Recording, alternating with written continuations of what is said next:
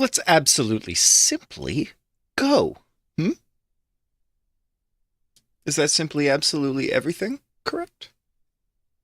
Welcome. Welcome, welcome. Factory Friday. Rocket Riches to Galena. This is a stream about opening up the game Factorio and continuing to fly riches from our first factory over to the second factory, which isn't really much of a factory at this point. It's just galena. Raw-ish. Raw-ish. My apologies. Listen, it's 10:37. Do I start at 9 a.m. Pacific? No, I don't start at 9 a.m. Pacific. I start when I possibly can. Oh, God, I reconfigured a whole Android device before starting stream today for some reason. And I saw the minutes ticking by, but I just needed to factory erase that thing and get a specific app set up. Honestly, so confusing.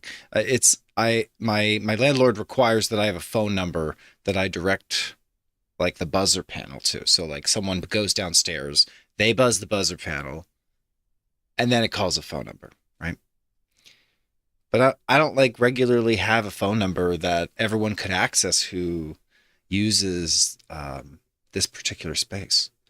So like multiple people need access to that phone number. So I had to find a workaround to get multiple people access to a phone number by using forwarding rules and just having this doorbell fall onto various phones after someone arrives at the front door. So real friggin' confusing to figure out my front door. But anyway, that's where the hour and a half went before I started stream today. But today we will do our factories. Let's go. Let's launch that factory. Factory.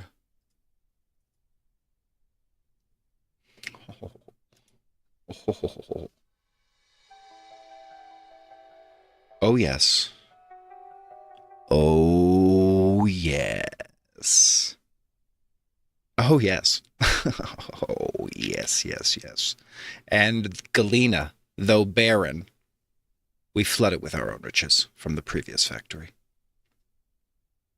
Feels like we have access to unlimited trips between Galena and the first planet. More trips than we would ever want to take. And the ship drives automatically for whatever reason. How's that fair? That's way too good. Since when did we invent autopilot in space here? We went from like digging in the muck to shooting rockets that can shoot rockets. Like what scale of factory have we reached? An insane scale, I would say.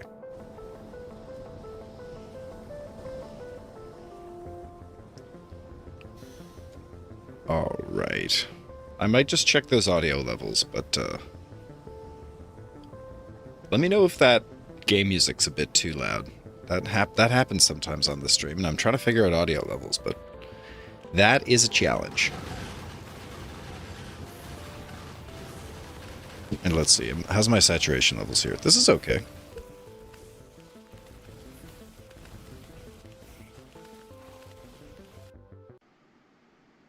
Wait, is it not called Galena? It's called Gleba. What's the name of the planet? It's Gleba. Dude, I don't even know the name of the planet I'm on. This is that second factory. Okay, where did we leave off? Looks like I've got just some real arbitrary stuff going on here. We've got some stone miners and a box full of stone. That's really fun. Whoa, whoa, whoa. We have a box full of rocks here. Cool. Fun. Some solar panels. These were obviously not made on the planet. These were imported as heck. And since in this playthrough we never build things by hand, we just don't. It's part of the rules. We've got assembly machines for everything we could possibly need. So it looks like we got real desperate here, and we started manufacturing copper. Ooh. This was sad. This was a sad attempt to bring a factory online. Like, and there's no iron on the map, right? Like, there's no anything. It's just the stone patch. Can we choose entities on the map from a pull down here on the right?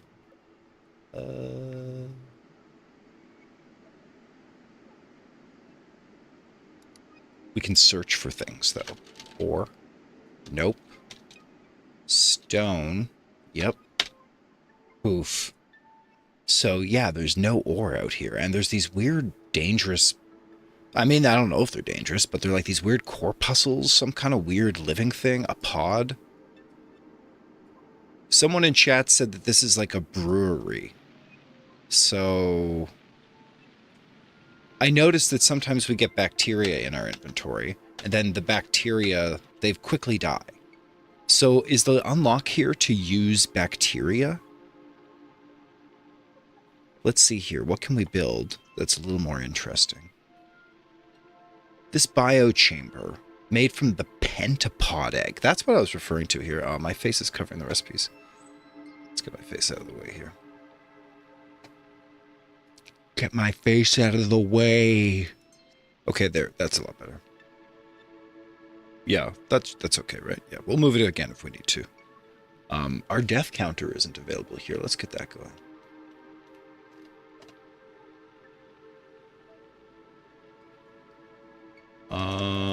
Let's just... Do we copy this one? Here, let's just make a clone of this. Just hold on to your pants, everybody. Do a quick... It's going to take 2 minutes. Gaming Factorio 2, but this time... Oh, this time. I'm getting away. Ever so gently. Yeah, so if I mouse over an item here, I just want y'all to be able to see the basics of what I'm reading. Look, I'm getting away. Perfect. Perfect. And you don't really need to see my bar, do you? No. Here, we'll just tuck it out of the way. Little tuck away. All right, let's bring these words into focus as well. How about here? That's pretty good. Okay, and the death counter is live.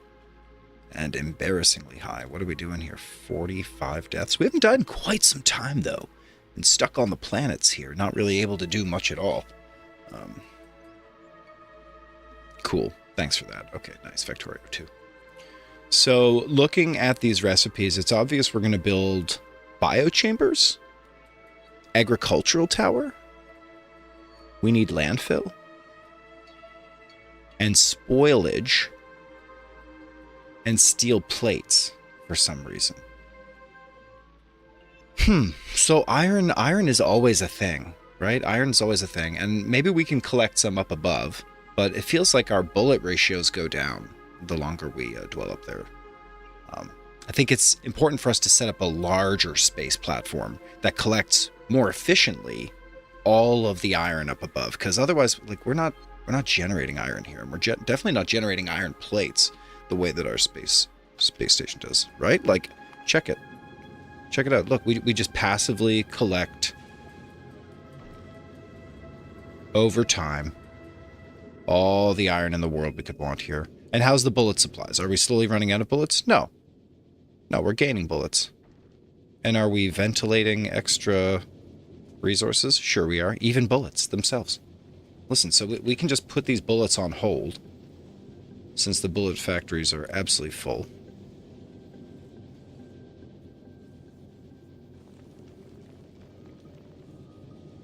You know, or wire an arm to disable. Yeah, let's just green wire the arm that feeds all of these. Ooh, a little too far. Ooh. Shoot. Okay, no, we can do this. We can do this. Hold on. We can do this. Could it reach from up here? Here, imagine that it's this. Oh, this is already getting wonky. I mean, I don't mind doing this manually. Let's just disable the ventilation of the iron and let the iron stocks build up. Let the iron stocks build right up.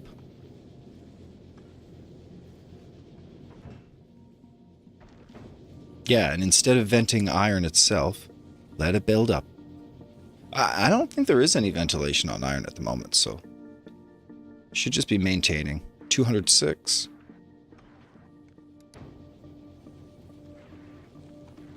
Oh, we just don't bring it in after a particular location. Yeah, I see.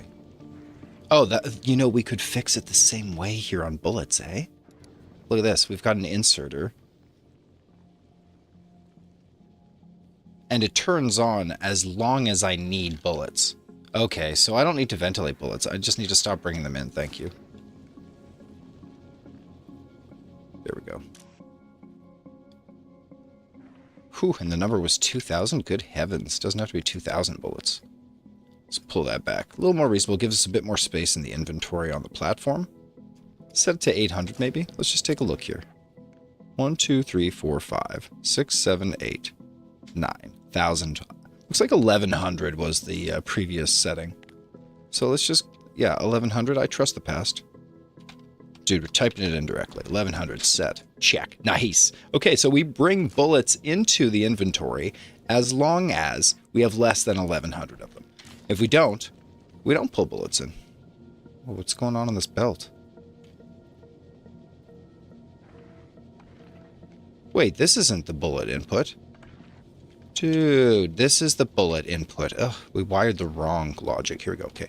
Just set the green cable. And as long as bullets, firearm magazines, that is to say, are less than 1,100, bring them on in. And then the logic on this thing, let's just not, we're not doing logic on this thing. No, we always bring everything in. We bring all the minerals in, and then minerals are immediately vented out here on the left. It's perfect. It's perfect. This platform's ingenious. It's absolutely ingenious. It has like a beautiful cloak of bullets surrounding the whole outside. Look at that.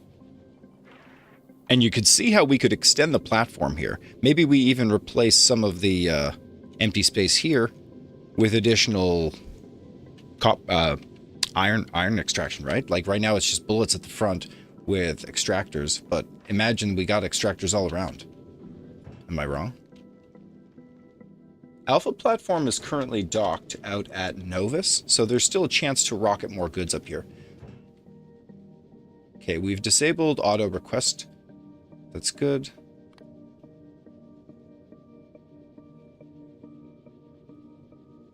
Oh, we never grabbed additional tanks up here.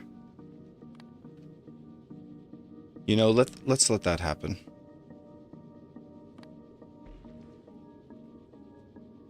And we've got 10 asteroid collectors and quite a bit of space platforms, so let's get back to work here. Just build some additional... What would it require? It would require that we feed our collected goods into this belt network, which, again, doesn't really look like a problem. I think we can squeeze a belt right here, as a matter of fact.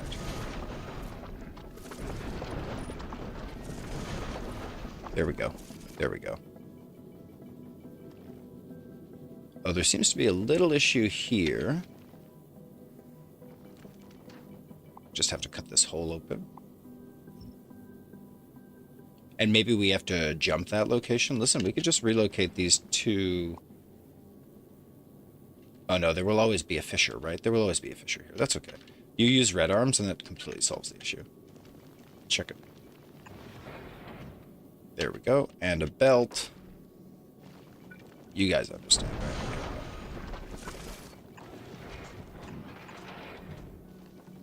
There we go. And that allows us to feed brand new extractors here. Look at that. Look, we don't even need this amount of regolith. Okay, cool. And the same way we have collectors up here, let's just throw a collector down. There's lots of goodies coming from behind. And look, our collection agency, it's only these two front pieces. Let's just absolutely toss something right on the back. Something that hasn't been covered whatsoever. Perfect. Rotate this into position.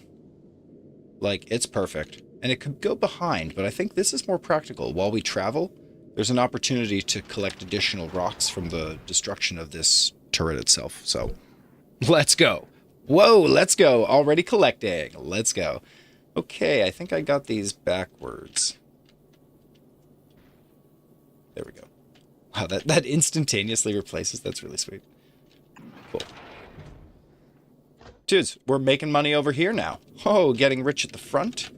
Getting rich at the back. Love it. How about one over here on the side? Let's see. What would that require? That requires us feeding into this particular lane, which also does not seem bad. Here, I think this would do it.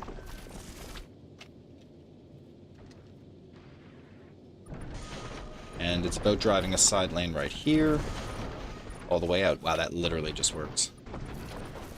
And then we drop our collector here. Perfect. Just right on the edge here. I think this is a great position. Fantastic. And we don't even have to confront that hole issue, do we?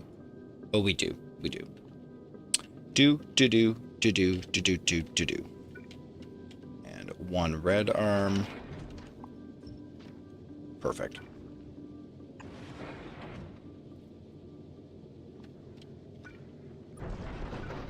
Perfect. And not even an extra arm needed to combine the belts. Absolutely perfect. Can this thing be stranded? No.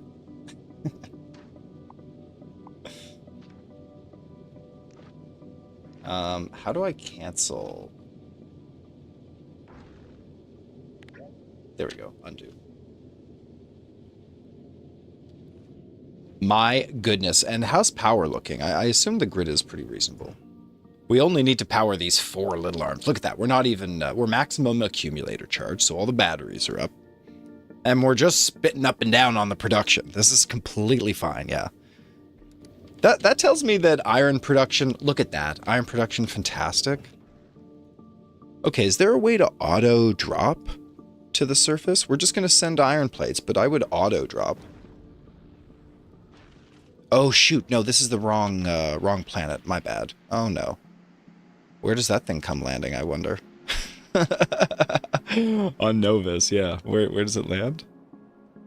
Is it near the space platform?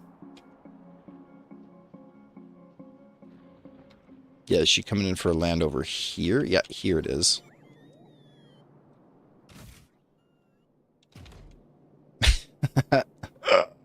What is going on? Hard to keep track of where all these different places are. Yeah, now I'm in space. It's just so easy to click in the interface between the locations. Pretty sweet. Okay, nice. I confirmed this little collector's working. Can we get any collection? Ooh, don't forget your extractors. Got it.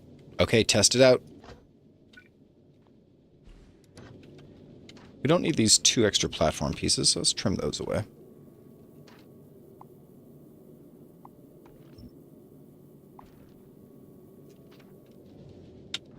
And then the long arm swings them across. And they done. Look at that. Look at that. Boop. Max consumption is 21 kilowatts on an arm, but minimum consumption is 400 watts, so I don't mind having arms just sitting plain. They literally only use 0.4 kilowatts. Yeah, 0.4 out of 21 when it would normally go max to 21. That's a lot more. You know, it's like 5%. It's like standby mode for your Android phones. You've just got a few Android phones here just chilling. Boy, you got a few of them working their butts off, though. Got a lot of ice. A lot of ice, that's great. That means all of our fuel tanks are full. And if tanks arrive... Did tanks arrive? They did not arrive. I am requesting tanks from Novus. So, are there tanks to be had? We've got automatic fulfillment. The rocket launches full of fuel. This tells me that there just aren't tanks available in the network. And my guess is that that's absolutely the case. Let's just take a look here. If they're anywhere, they're right down here. Nope. Nope. Okay. What's a tank made from? 20 iron plates and 5 steel plates. So it's just iron and steel needed to make these.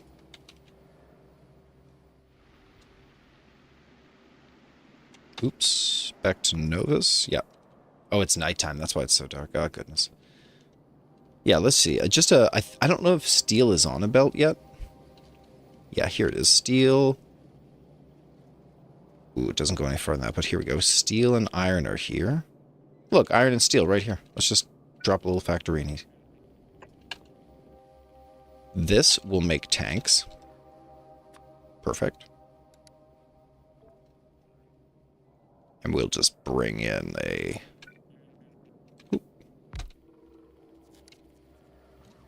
provider chest to take all the outputs. Delightful. Oops, not that one.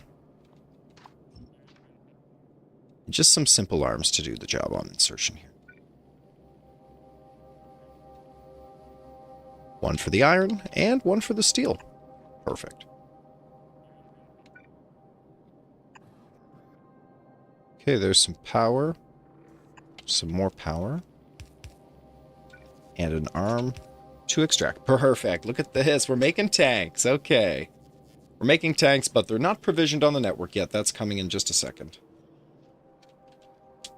Like, I'm not proud of sticking a little factory, a mini factory here in the way of this main belt, but this factory is complete, right? It builds rockets. It doesn't need to expand much more. I've respected the glue of the place. Also, how are those iron reserves? I know we're starting to dry up here. Yikes.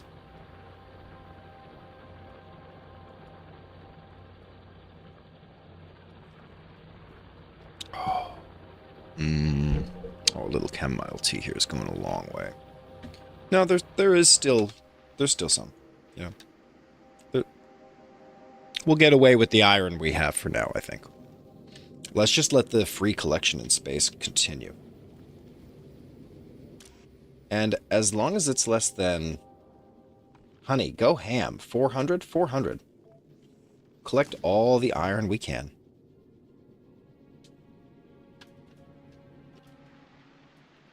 The space platform is so good. Yeah, I think it's time for us to launch.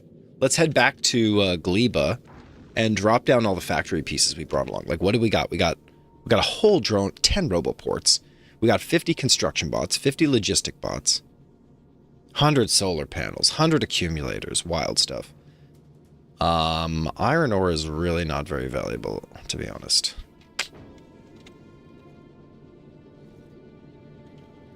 So should we be making more... Here, let's just get a blue arm on this. Yeah, do we need to start hoarding more iron? Let's see. We could just toss the absolute ore. No one needs ore. And we're generating a lot of ore. So just drop the ore to 100 here. That buffer is so unimportant.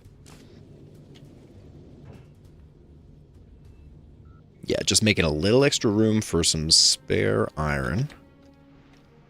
Great. And now that Novi's has an assembler making tanks, there we are. How many tanks we got? 14? Whoa, let's cap that off. Let's not get crazy.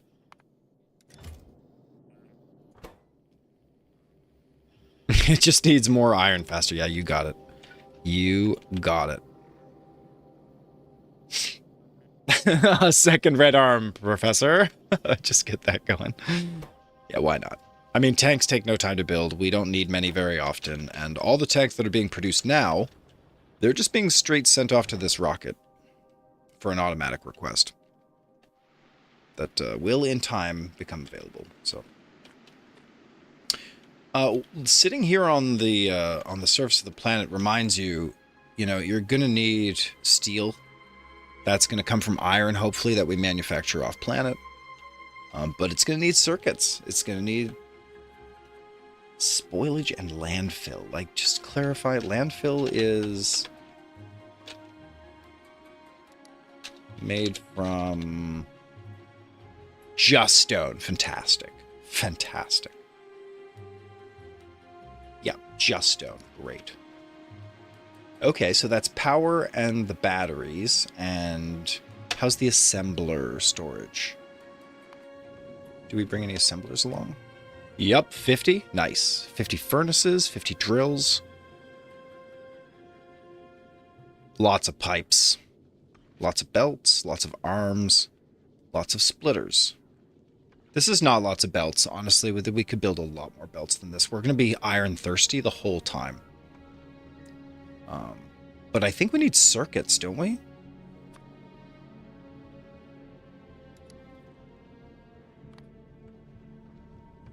Yeah, we need circuits, right?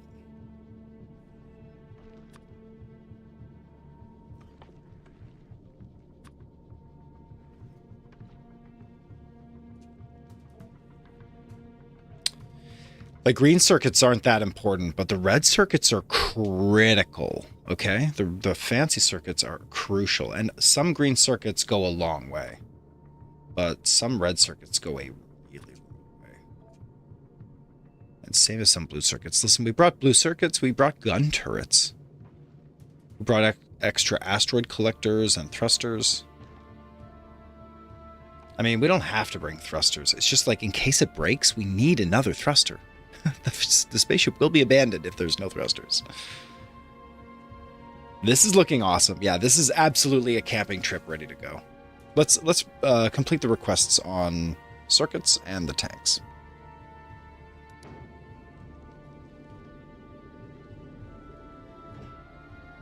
And we've already built up to our 200 iron quota. Great job. Yeah, that's excellent. Or sorry, 400 iron quota. Let's go. In the future, we'll just unrestrict this. For now, we need the slots to travel with.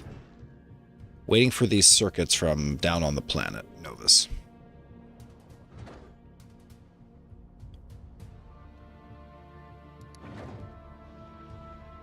And let's just make sure we do have some red circuits on the network. We do. Lots. Yeah, we do. This means I'm expecting robots to bring these items to the spaceport and for us to launch.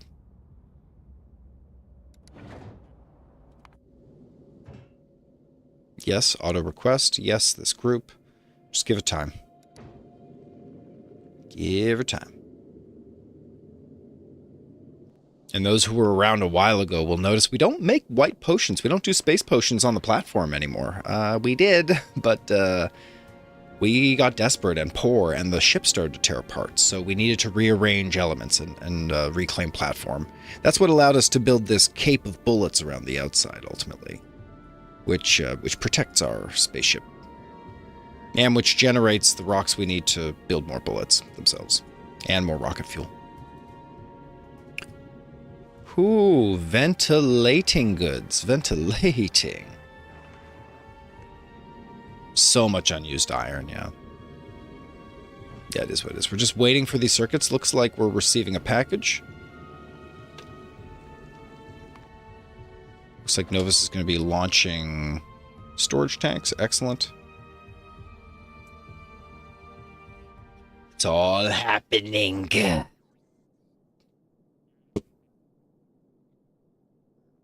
we see a little map here of Novus? Oh, there they go. There they go. Little buddies are bringing in the tanks. Here they go, bringing in the tanks. Oh, those are heavy tanks, eh, buddies? One at a time. That's 28 tanks. How about some more? Look at these robo buddies. Where'd they come from? Yeah, let's go, buddies. Okay, rocket inventory takes 50 tanks. Let's go. Bye-bye.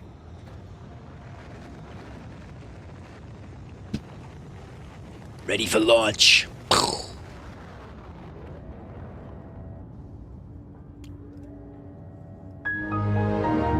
See you later. All right, let's get another one launching. We're expecting circuitry, please. Nice. And meanwhile, up on the platform, 50 tanks landing. Perfect. Great. 3 slots here. That's all the space we have. Ugh, boy, do I even keep more than 50 iron ore? I don't think I do. We do need extra slots here, or we're going to go schmicked. And we don't need all that ice? I mean, we certainly don't need this. The one splitter.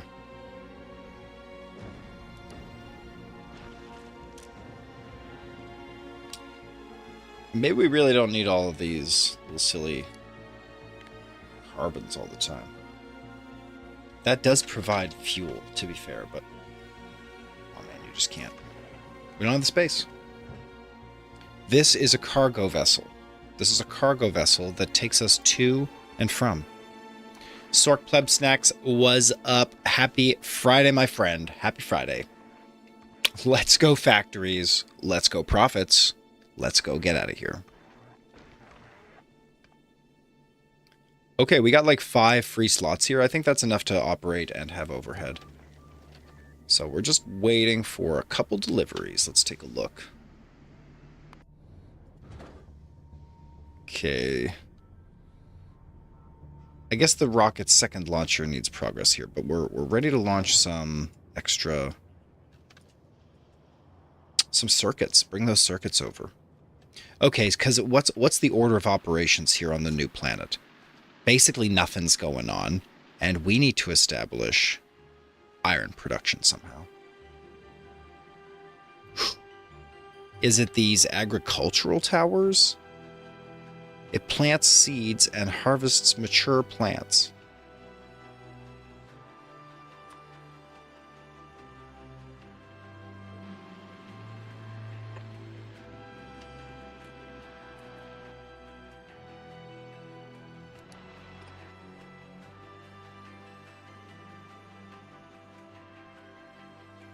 Oh yeah, right, I can't build things. I have to use the makers. Agricultural tower requires landfill. Let's go. Okay, this is all just spoilage, though. Landfill we can make from here. Perfect. Oh, is this one damaged? I see. We'll use that. Landfill. Le landfill. Looks great. A little bit of power here. Oh, goodness. Do we provide power? We didn't ask for any power. I think we do need to ask for some power poles. Like, is that too desperate? Like, this is a camping trip where we bring everything. Everything. So let's request the logistics on those two. Let's go medium electric poles. 50 of those, please. 50. Yes, a ton. So wait a sec. I requested 50. It immediately fulfilled that request, but why not the circuits? Not enough to fill one rocket. On the way, 0. Available on the planet, 800. Satisfaction, 0 of 200. So I have these available on the planet, but that's not enough to fill one rocket? I don't really understand. Like, do I have to ask for more circuits?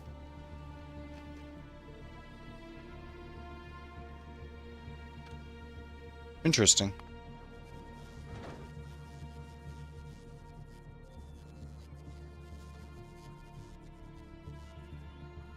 Should we ask for more than 50 here? I think 50's tons. I mean, we don't have the space on the camping van. Like, there's space for one stack, okay? We'll bring in one stack. You can each bring one toy on the trip.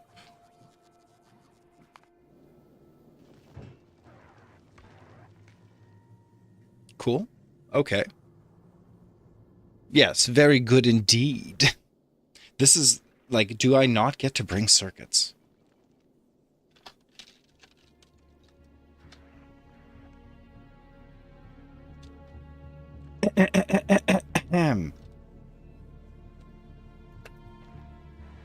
Do I not get to bring circuits to the space platform in Factorio Space Age DLC? It's a bit convoluted. I can bring circuits and pretty much most items. Okay, cool. Why does it feel like I can't bring them? You can't place chests, roboports, trains, or rails. You also can't build burner devices on platforms.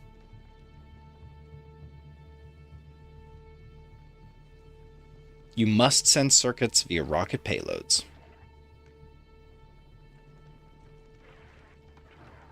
That's all. It should be working. Let's let it happen. Right? Let it happen.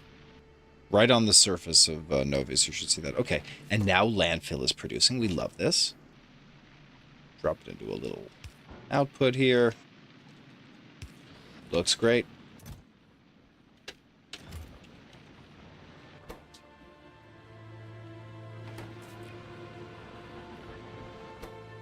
Oof, boy, landfill takes a bit. How many more of these do I have? None. We need to bring... Yeah, we are bringing a stack of miners, thank goodness. Okay, well, let it happen. We're building landfill for the colonies. And with enough landfill, we can start building these agricultural towers, I suppose. Oh, it's happening. It's happening. It's happening. Our very first agricultural tower. What will we use it for? I have not the foggiest. Okay, here it is. It's a huge area. And, wait a minute. So does this thing tend these plants themselves? These little boom puffy things? Or like this stuff. What's this stuff do? If I put it on iron, does it generate iron stuff, you know? Oh. Oh, I'm not allowed to place it here. It has to be placed on land. So it's not that kind of story, sis. Let's just try it over here where we have some power infrastructure. Does it need power? Okay, that's green.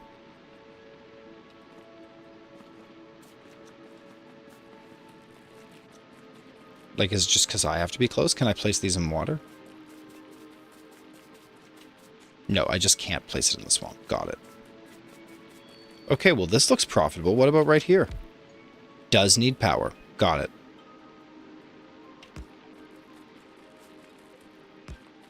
Okay, perfect. There we go. Okay. Whoa, what's happening?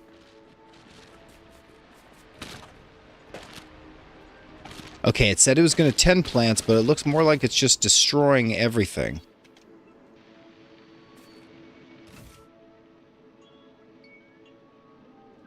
Was that good? Did that work? Look, we got all the spoilage. But what? It's not tending anything. That didn't tend anything, okay? I was not fooled. Was anyone fooled by that? Nothing was tended. Nothing was tended. A lot of things were destroyed. What about these? Do these get tended, do you think? What do you think, chat? 50% think? I bet it's just going to destroy it all again. Bam! Yeah! Take him down, Bill. Got him. Okay, so it got all the wooden spoilage. Good for you. So what can be tended then? Do I have to go into the book for this? Agricultural tower.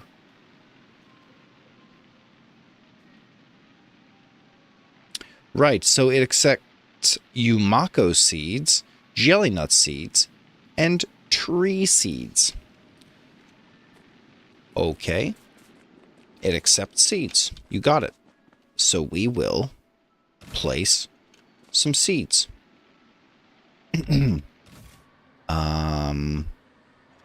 Obviously we will place Yumako seeds. Where did all my Yumako seeds go? Did all of my goodies spoil? Did they all spoil? Or am I just missing them? Are they in here? No, it's just like rocks and stuff.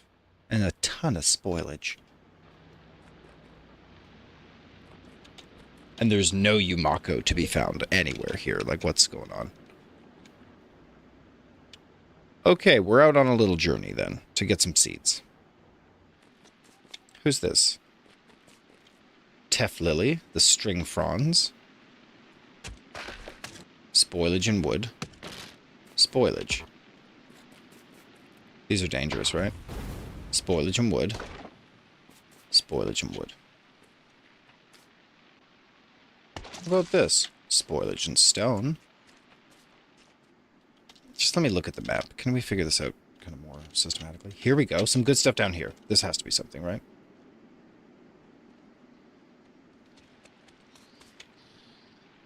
Slip stacks. Jelly stems. There we go. And we got 50 jelly nuts. Okay, they are quickly spoiling. So let's get those jelly nuts. How do we make seeds, though?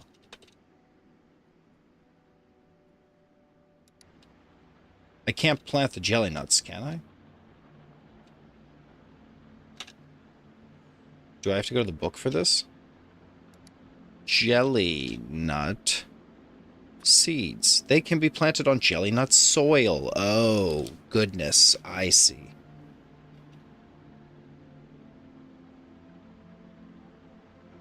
Grows into, planted by, alternative recipes, jelly nut processing. I can turn jelly nuts into jelly nut seeds and jelly. In the biochamber. So I need to build a biochamber. That's what I'm hearing. And that needs a pentapod egg. Am I going to have to turn to the book for this? Pentapod egg. Pentapod egg. Pentapod eggs. Recipe. Spoilable.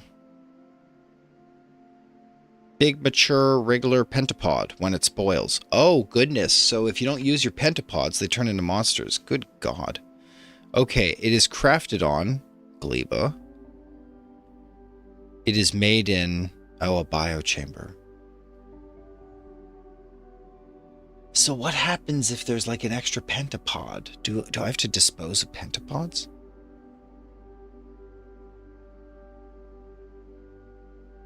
Big Stomper pentapod shells. So wait, do I have to fight pentapods? Looted from egg rafts.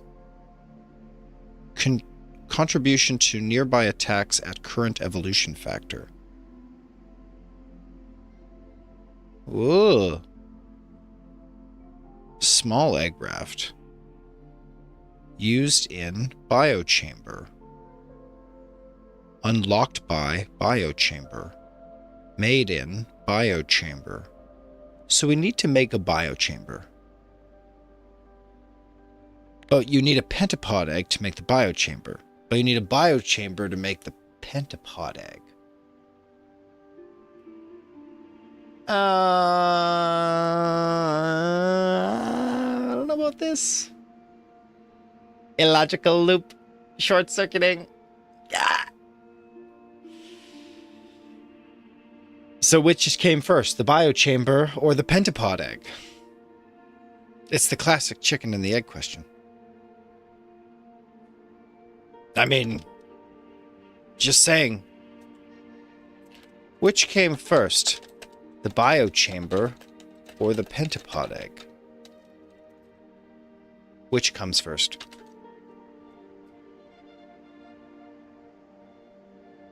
Probably the pentapod egg, right? We gotta go hunt one. Pentapod eggs are a key ingredient needed to make the biochamber. You do need eggs first. Obtain a first egg from an egg raft, and then build a biochamber, so that you have a biomachine that can use the egg. How are we supposed to know this stuff? How are we supposed to know?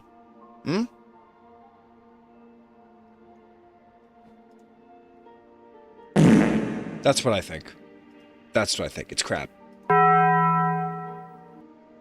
First I had my Taco Bell, and then I let it go.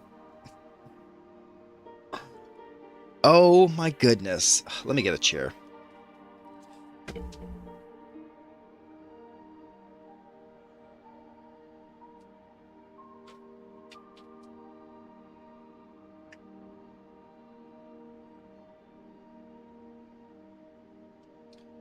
You know, screw this setup, right?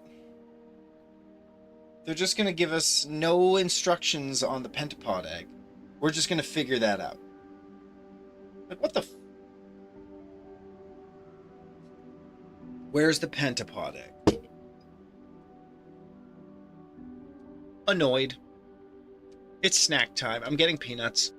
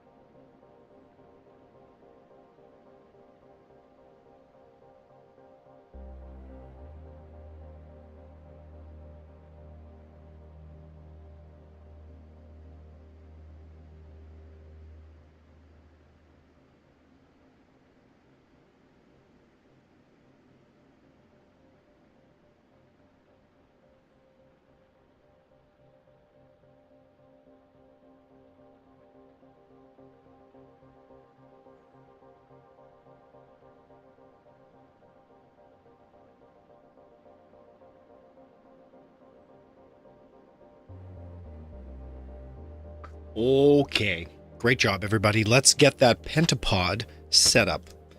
We're going to go into a bioreactor build right away. Right away.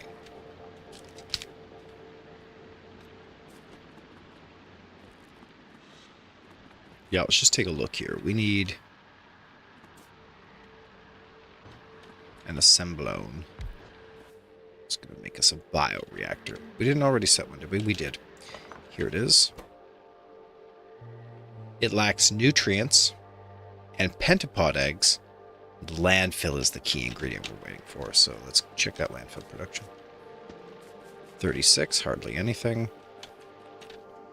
So I'm guessing we have no accumulators, is that right? Yeah, we have no accumulators.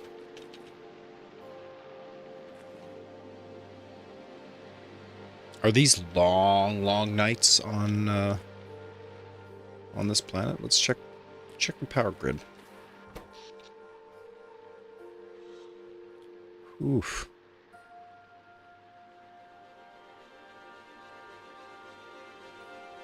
No, they're just short little nights.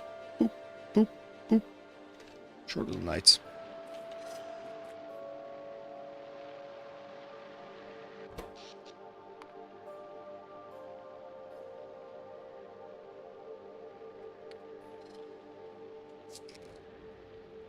Okay, back online. Let's go.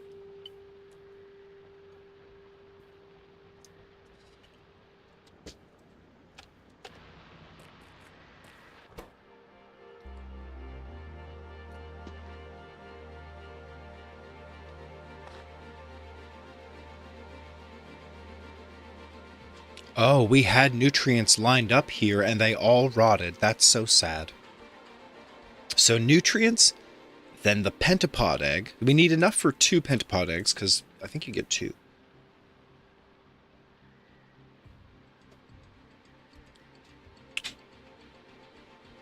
Oh, hold on. We're being invoked to check the specifications on a laptop. Friend needs help. Friend needs help. It's an emergency. All right, hold on. Yes, I do have time to look at this. Let's take a look at the product. Let's take a look at the product. This is a Lenovo IdeaPad Slim 3i 15.6 inch Arctic Gray with 16 gigabytes of RAM, 512 gigabyte SSD, and Windows 11. Great. Okay, it's an i5 1335U. Let's see here. Specifications: 1920 by 1080 max screen resolution, no touchscreen.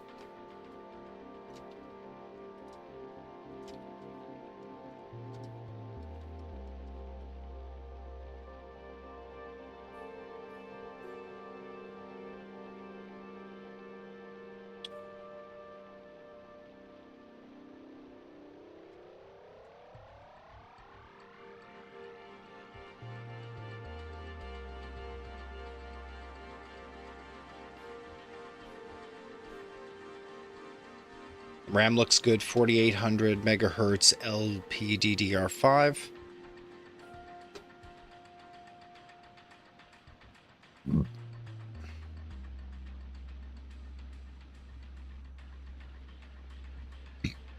Okay. Otherwise good. Otherwise looks good. Yep, somebody just needs a replacement laptop for school. So you don't need a ton of specs, and I advise them not to go with a heavy graphics card.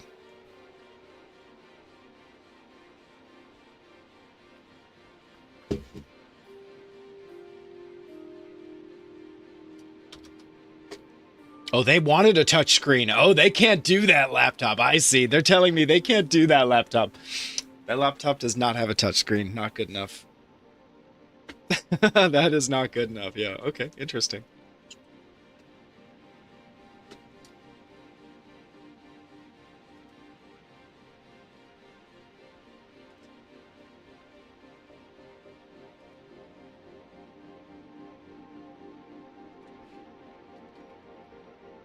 They also want it to look pretty as a laptop. God. Good luck to them in their purchases. Dude, I would run my computers out of a cardboard box. If it works, it works, you know? I got fans in those boxes.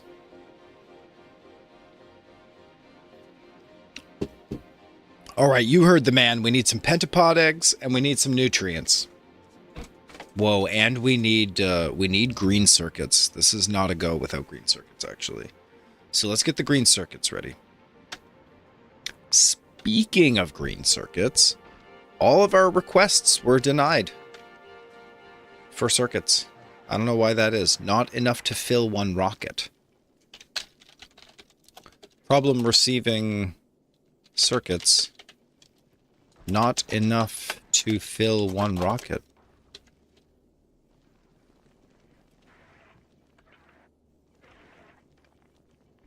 Any ideas, chat? Some kind of error. Like I'm seeing here that I've requested them, but do I have to put in way more? Custom minimum payload. Override the minimum amount of items delivered by a single rocket to a lower value. Like, yes. Whoa, what?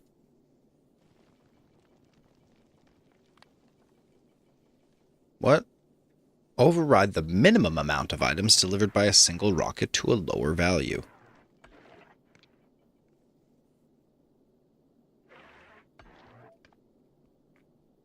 That fixes it, 100%. I see. I just need 200 circuits of each type.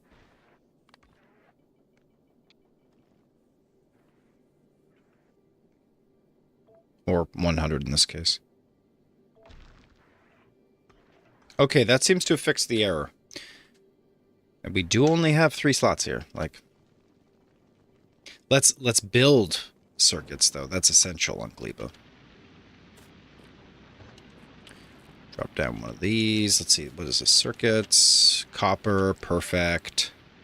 Oh, another laptop request is coming in hot. Let's see here. This is the... Let's take a look. Who's this? The Asus VivoBook S Flip 14-inch touchscreen laptop. I don't know about this thing. This is running an Intel Core 13420H. See, that's a much better specification on the processor. 16 gigs of RAM, 512 gigabyte SSD. It's a little bit expensive, though.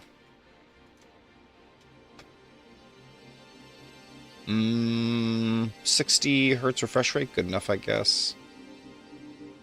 See, that's the thing. It's a much better processor.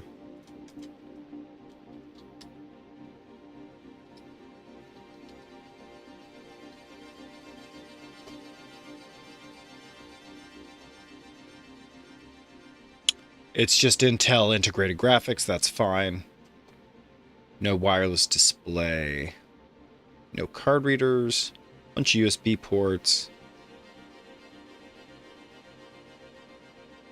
HDMI port, Wi-Fi and Bluetooth, 3 cells, great. It's got a camera.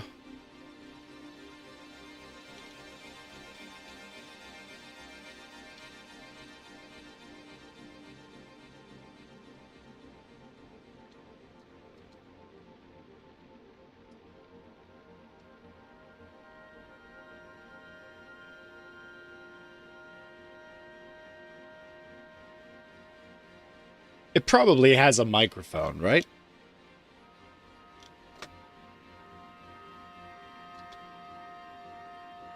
Does it have a microphone?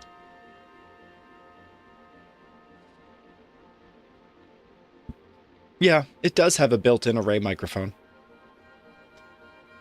I mean, I think so.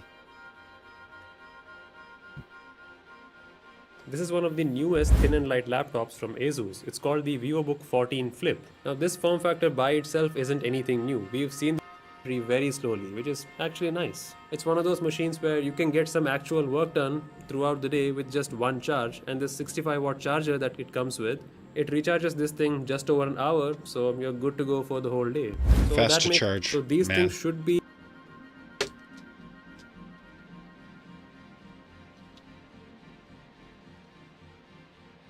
lasts the whole day as well on a charge. Yeah, that's a sick laptop. Let's go.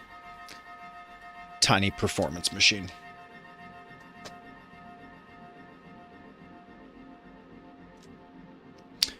Right, so pentapod eggs, I guess we're going to find those in these red dots, right? So let's just go south to these red dots and see what we can find. Who's here? What kind of pentapod eggs are here? Okay, that's one. We've isolated the enemy. See, it's happening again. It's like, is this a target? Yes, it is. Oh no! Oh God!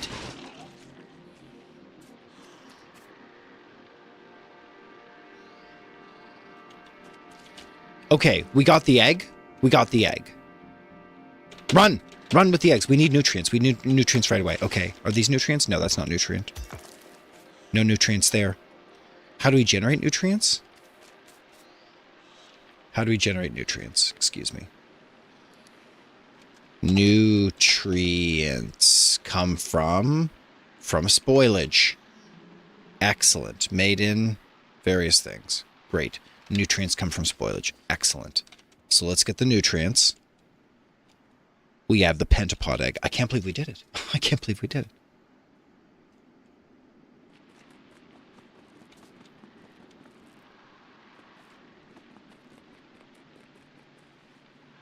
Okay. Spoilage. Nutrients. Nutrients. Perfect. Nutrients.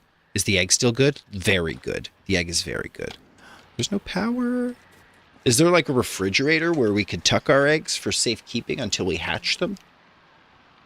Keep those little babies warm and comfortable? We're hatching eggs here. We're mother. We are mother. We are mother of pentapods. Oh, my little pentapods. Ooh, magnesium.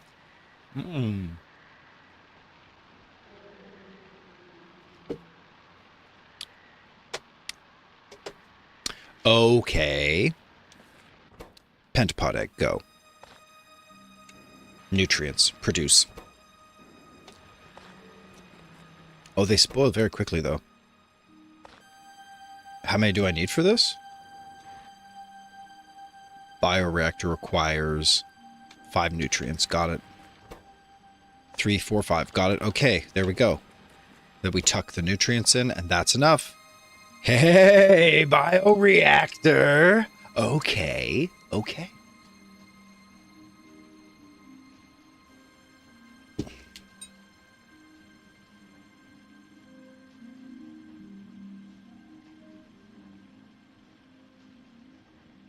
$55%. Yes, yes, show me the biochamber. Good, good. Yes, good, good, good. Does the biochamber rot? Please don't say yes. Oh, we completed a research tier for that. Okay, it needs a slice of pizza. That's the truth. Don't we all? Jesus, don't we all? Hmm? Does chat need a slice of pizza? Does chat need a slice of pizza? Select a recipe for assembling. Okay, it looks like I can make... Whoa. What's going on in here? Yumako mash and jelly to make bioflux. Burnt spoilage out of spoilage to make carbon in a biochamber. So I can make carbon, I can make bioflux, we can make pentapods out of nutrients. Oh, you can multiply the pentapod eggs. I see. So a second biochamber will allow you to build an infinite number more of biochambers. Sorry, second pentapod will allow you to build an infinite number. But you'd have to be carefully managing their spoilage. It's pretty complicated. And so when you're growing and building, it's the time limits that produce these behaviors of growth. Fascinating. Like if you've got 5 pentapod eggs on the go, you got to start... You can't have 5 pentapod eggs on the go, right? That's way too many. Okay, what else could we build? And then we can convert that bioflux back to nutrients. Or the Yumako mash can be converted right into nutrients. Or spoilage, the way we did it. You don't get much nutrient from spoilage, but Yumako, you get 6 out of 4. And bioflux, you get 40 out of 5. So these are like different densities of nutrient storage. You can think of them. It's probably stable nutrients, isn't it? Or does the Yumako mash spoil? Yeah, it's spoilable. Oh, dude, so's the bioflux. Spoil time 5 minutes. Spoil time 5 minutes. Spoil time 5 minutes.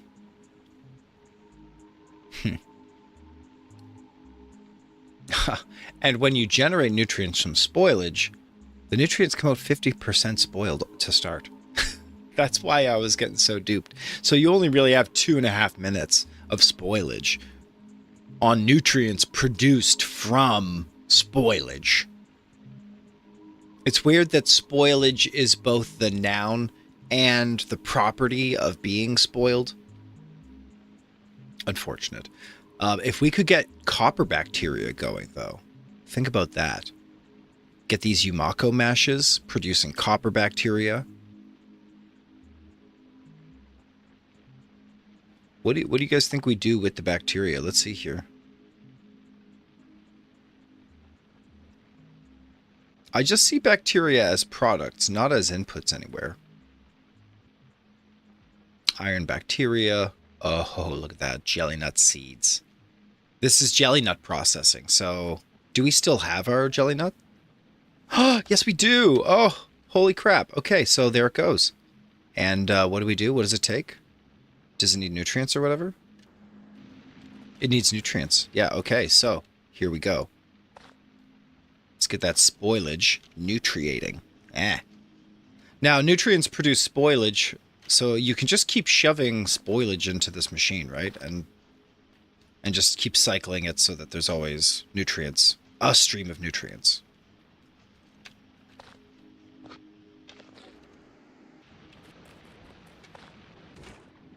Okay, it's working. But it's generating a lot of jelly and not a lot of jelly nut seeds. There's one! So what are we doing with all this jelly? Okay, I don't know if we need all these seeds either. This is a lot. Do these spoil? These do not spoil. Understood. We are generating those. Seeds are stable. Seeds are stable. Go, go, go, go, go. Yes, nice.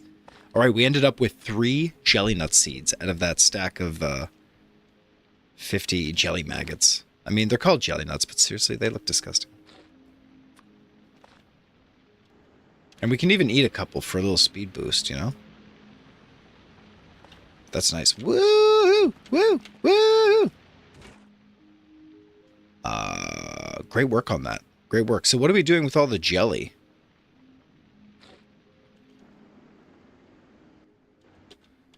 Do we have to read the book for that?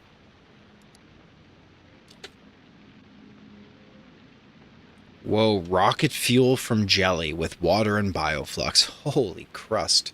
I see. So you get straight to rocket fuel on this planet. Straight to rocket fuel.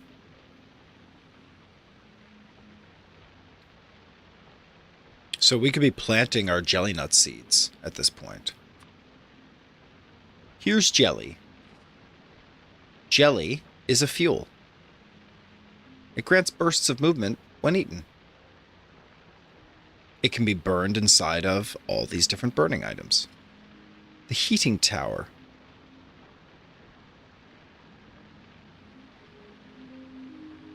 Okay. It's used in iron bacteria production, which generates spoilage and iron bacteria. So I can use this in the biochamber to make iron, basically.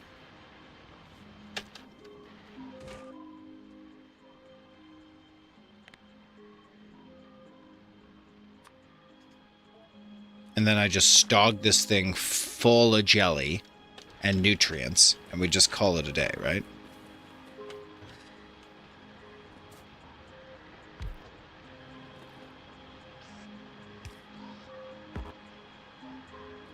Uh-oh.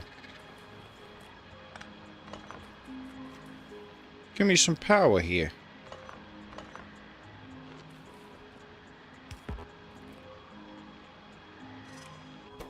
Let's make nutrients. And are the bioreactors better, or biochambers, are those better at making nutrients than like an assembler? Assembler feels like cheating. It's so good. Right? Okay, cool. We'll toss tons of spoilage in here, and then we generate... Oh, no, my jelly cubes! They all rotted. Oh, okay, so we had to be really on that kind of bacteria process. Working hard to get the seed we did. How does that work? So here's jelly nuts. It can only be planted on jelly nut soil as well. So let's grab some power poles. Speaking of power poles, let's take care of this shipment on Novis. Did we get all of our circuit types? We absolutely did. And so there's still one space for buffering. So that's all we can handle. Unfortunate as well. I'm just going to dump these pipes. And we're going to request one more thing here. Long power poles, please.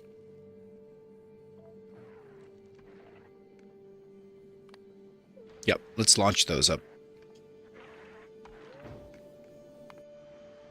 And my guess that'll take no time, right? We're already full. Good, we're in request.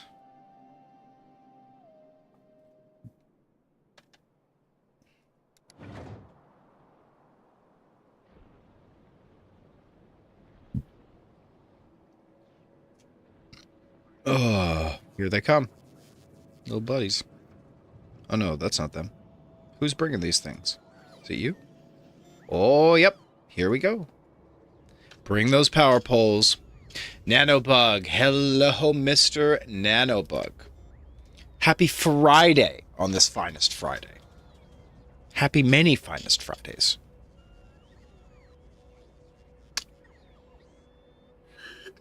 Yeah, it's nice to have a... Oh, you've been off all week and you're sick most of it. Ugh. There's a lot of sicknesses going around where I live, too. I had a minor second cough, but the first one really took me down for about a week. But, yeah, sorry to hear that. Hopefully your symptoms lift up pretty soon here. Are they bad?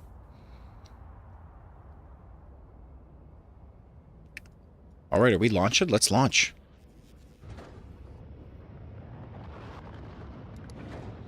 Oh, yeah, let's launch. Oh, yeah. If you get in writing from a doctor, you get your vacation refunded? Let's go! Let's go. I don't like to go to the doctor is my main thing, but that seems reasonable to take a vacation refund. I want that. Let's see here. Okay, I'm making way too many nutrients, though, right? We don't have to do this. And they're just rotting away happily, but... if we had more jelly nuts, yeah, we would do that. Oh, we do have a couple more jelly nuts. So we'd have to generate jelly and jelly nuts. I mean, more pentapods would obviously be useful, right? Can't we just build a bunch of these bioreactors to get started? We'll do nutrients. And let's use the bioreactor to build bio chambers. Sorry, chambers to build chambers. Seems meta. I like it. Green circuits, yes. Oh boy. Definitely needing green circuits right now, okay. Please tell me this platform is ready to go. Did we get it? Yes. Yes. Yes. Yes, the big electric poles have arrived. It was just a mean cold in Denmark, but the purpose of vacation is to relax. You don't relax if you're sick. Nope. I lay down when I'm sick, but I don't rest. I try. All right, let's launch this rocket, everybody. Let's absolutely go back to Globa. Here we go. Here we go.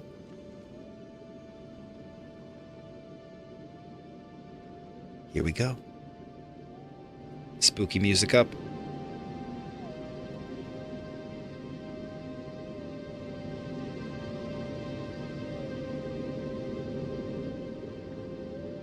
Yeah, catch up on those TV shows and movies. Heck yeah. In fact, catch up on English trash television like Big Brother or Love Island. There's like 56 episodes of Love Island in a season. Someone explain this to me. I love that show. I don't care, but it's got problems. I'll tell you that. The American Love Island, it's a lot rougher, though. TBH. Hot takes here on Love Island. Love Island. Oh, how's the Danish version of Love Island? Is it good?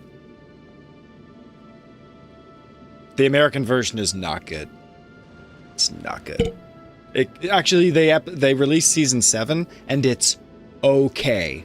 And fans agree it's okay. It's like the best season they've had yet. And it's okay. I thought it was watchable even. I watched it. Fuck it. Season 1 was good. Purpose was clear.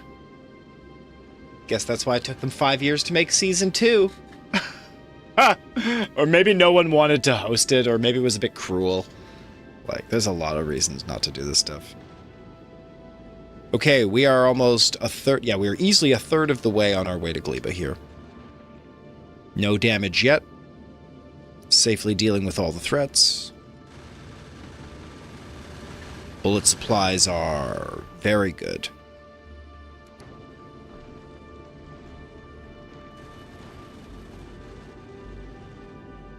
Blaze on. Blaze on.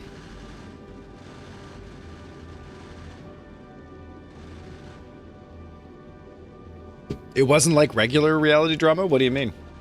It was in season 2?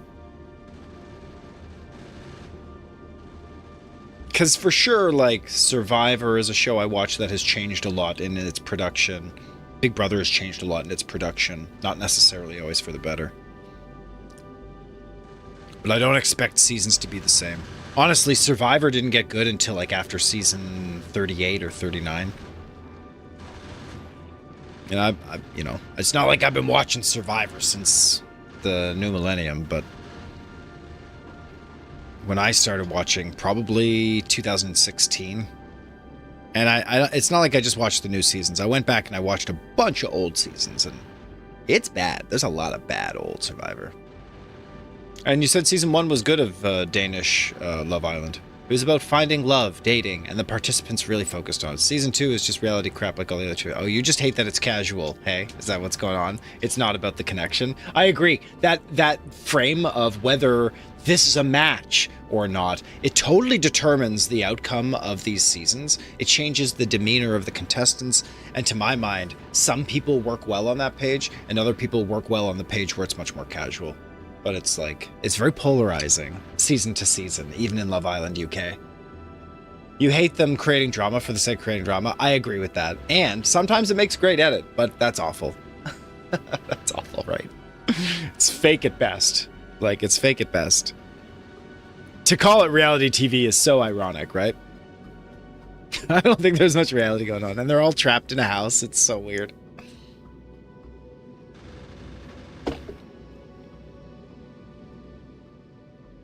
Oh, shoot, we finished. Come back, come back, come back. Shoot, the platform has completed its journey. Begin your journey back to Galena. How do I do this? Back to Gleba. There we go, back to Gleba. I don't even think we need to do this. We can just pause the thrust and it'll naturally fall back to the surface, right? Yeah.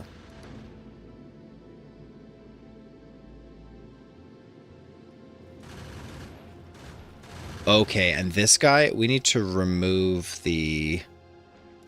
What's the problem? Is this full? It's full. Oh my gosh, we're not processing ore fast enough. Oh, it backed up critically. Oh no. Alright, well, we'll land back to the surface, and then we'll jettison a ton of goods here, and then processing will open up, and we'll be generating goods again. God. Whoa, what's going on here? Alerts on Novus are being damaged. Yeah, things get damaged down here sometimes. It'd be nice to have more robots, though. More laser turrets, yeah, like here and here.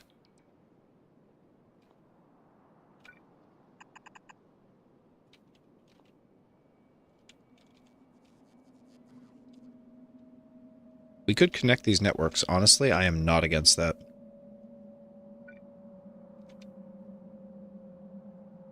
The Great Network. Excellent. And I think we're extending the network from the south here as well. Yeah, let's bring it up.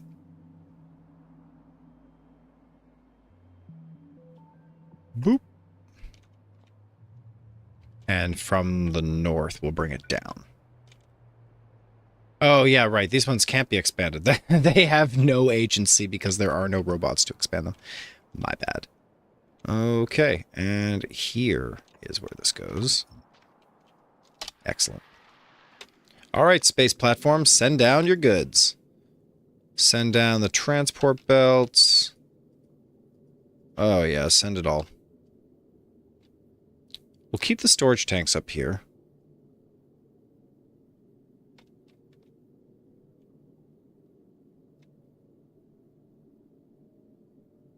Oh, is this going to be a problem because they don't stack?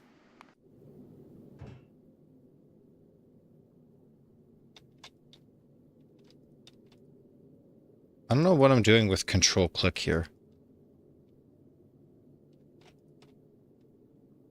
Interesting animations.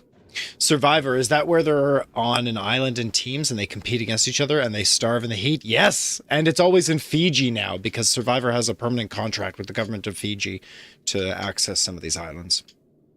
And to make their mess of the beautiful landscape to eat and ruin and crap everywhere in that place. Beautiful Fiji. So bad. Okay, we're sending things down by orbital drop. Let's send all of the iron. Accumulators, solar panels, assembling machines, furnaces, mining drills, all the circuits. Okay, we're keeping the space platform and space components up here, of course.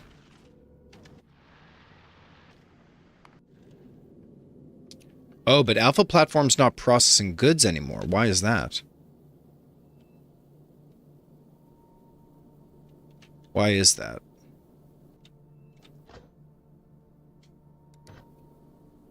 Because there's no space to process goods.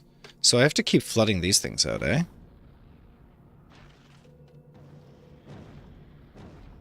That's so funny. Okay, fair enough.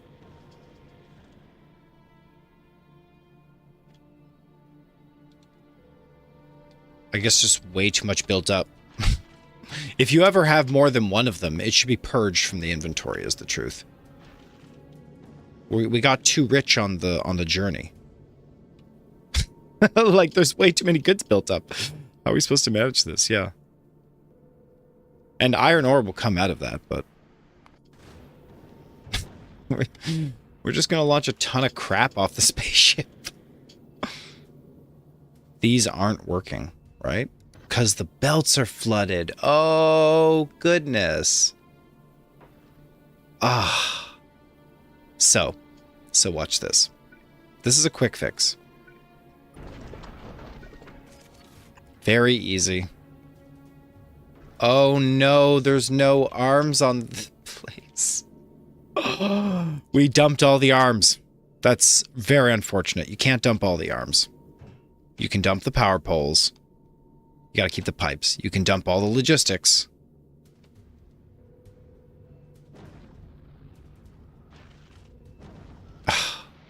That's so funny, dude. Okay, so we need to reclaim an arm in order to use an arm. So bullet production seems okay. I'm just going to borrow an arm from bullet production. Okay, and when there's space, those will appear. Great. Excellent.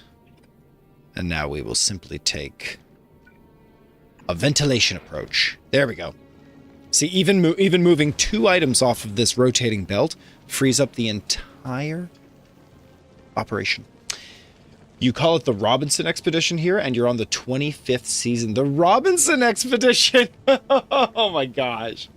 It's not families competing, is it? It's still just random people from Denmark or whatever. Survivor's such a popular show. It's still CBS's biggest show, I'm pretty sure. It's huge. It's huge. It's been going forever. The contestants make the show and builds a bit of a community that people love to feel.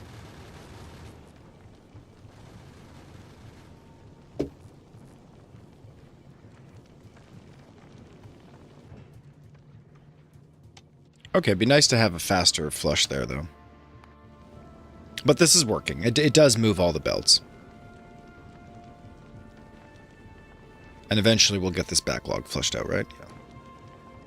I mean, we're generating a lot of free stuff. That's what it says. Not out here, though.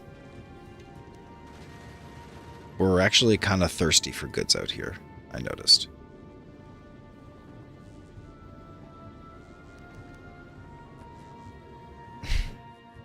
And yet these are worthless. You just have to have a high flow. These are worthless.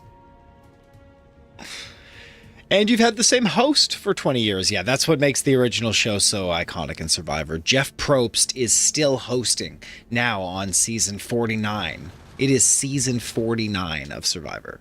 American Survivor this year. Oh, gosh. And you saw some of that Australian Survivor. It looks like some mix between Survivor and Game Show Reality. Dude, yeah, Australian Survivor was weird. Very weird. And kind of very popular the very first season. But I don't think they produced a bunch of Australian Survivors, did they? Did it keep going? Maybe. Maybe. There's a ton of Survivors. A ton of Australian Survivor, perhaps. Oh my gosh, and these machines are just full of goodies. I see. Yeah, maybe this guy can just hold off a bit.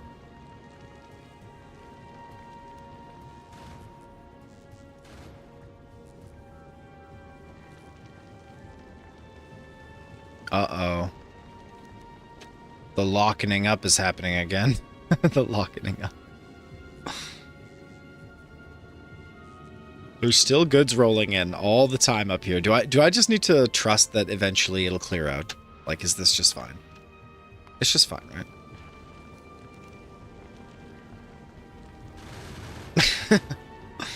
And who's this? This is ice for, yeah, these things don't even get used anymore.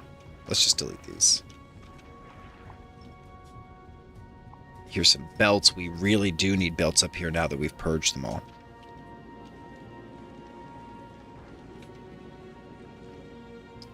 All right, looking good. You saw some from season 7, you think?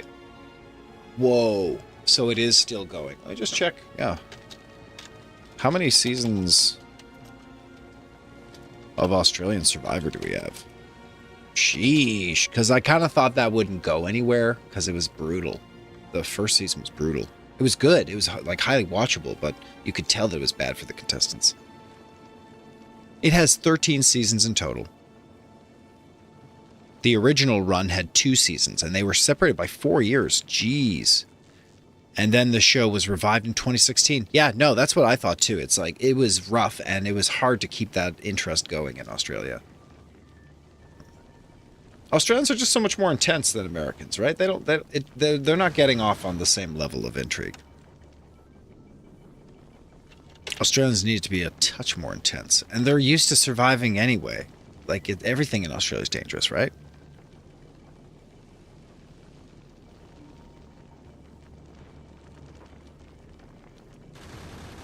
Yeah, okay, sure.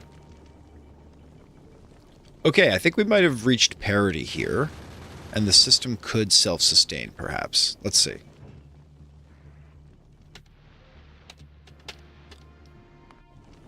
We might just come back to the alpha platform and balance it later, but how come these guys are disconnected? Oh, we use more power than we generate on this platform. Oh, it's too bad we launched away all of the solar panels as well. Let's let the fuel reserves build up, and then we'll come back to this. Yeah, good. Fuel is producing. Fantastic. That's what I need to see. And eventually iron will fill. Yep. Let's send iron down to the planet. That's huge. That's huge. Nice. Okay, I think this plan is working. Everything will try to kill you, at least? Yeah, like, maybe it's not very dangerous, but it will try to kill you. Is that what you're saying? I haven't been to Australia, so I'm actually not sure. I only know, like, anecdotes. People say how dangerous it is, and they talk about finding spiders in your shoes that can finish you off. I don't want to see that.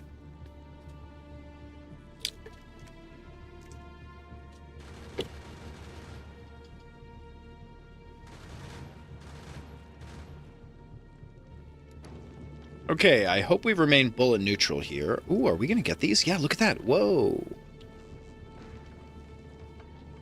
Zing, zing. Yeah, thinking it's going to make a huge difference. Look, when we sit stationary here, we get asteroids like this coming in directly into the port.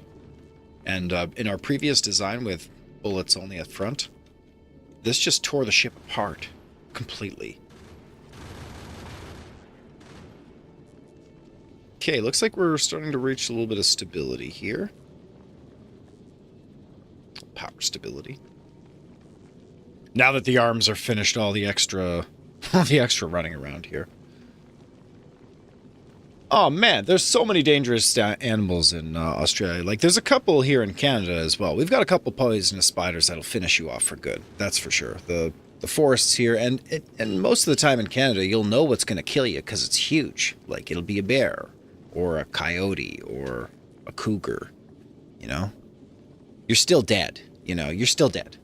You're just not poisoned. Do you guys have a tech? You have a poisonous spider in Denmark, too. Poisonous spiders. I assume those are the same spiders they have across Europe.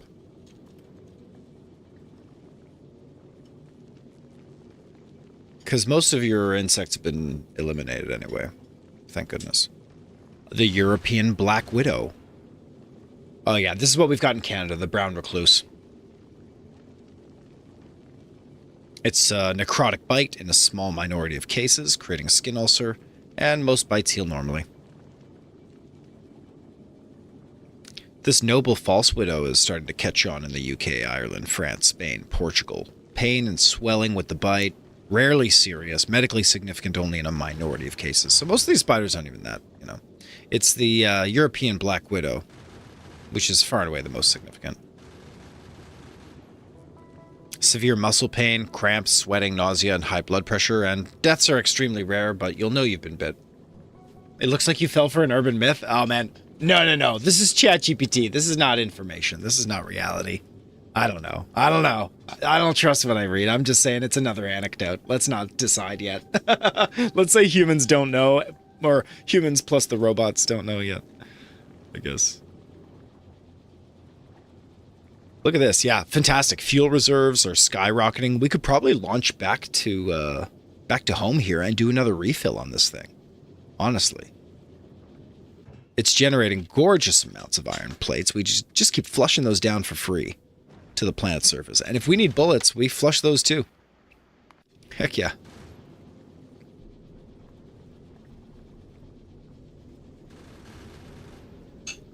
Yeah, excellent. And all the iron production is going into bullet production at this time.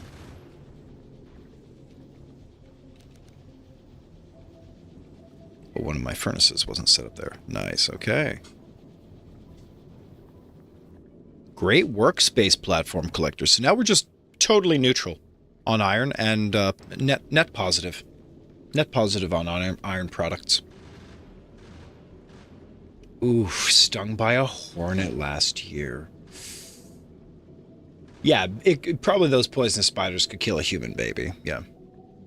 Hornets suck, dude. Yeah, I just keep seeing more and more and more hornets around British Columbia where I live, and there's just... Yeah, it's a thing. Very successful species. I mean, they're pollinators. We like that about hornets, right? They're pollinators. Yeah, plus they don't even kill you. Exactly. It just fucking hurts. It doesn't even kill you. You want the bees. They're kind. Literally, I know. Can we get back to bees on Earth? I would gladly do a global trade for bees instead of wasps. Straight up. Yeah, they're just dicks with wings. I know. Screw that shit, right? At least they're pollinators. I'm giving them credit for pollination. That's a lot. That's a lot. Okay, let's pop back down to Novus and just extend this network another couple steps.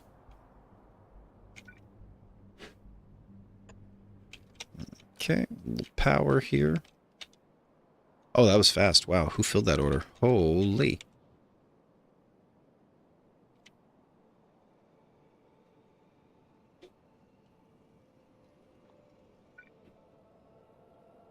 And when it does fill power... Oh, this will reach. Yeah, it's good.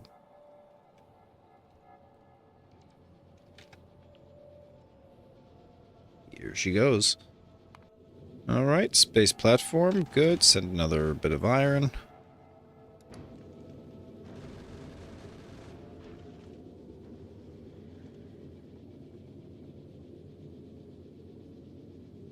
Excellent.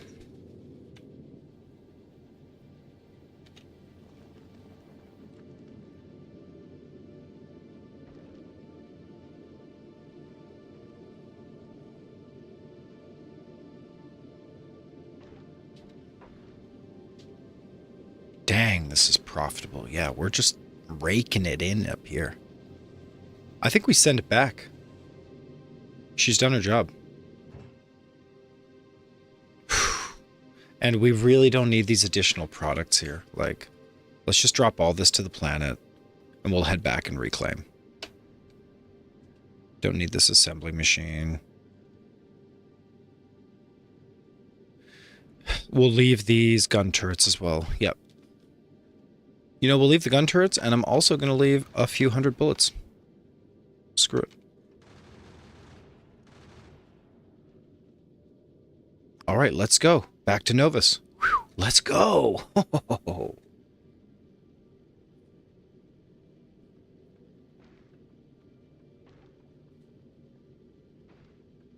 If they were killing the mosquitoes, that'd be fine. Oh, man, I know. Can we please get a predator for mosquitoes, but just something nice that just loves mosquitoes? It seems like a bad idea to make something like that, though.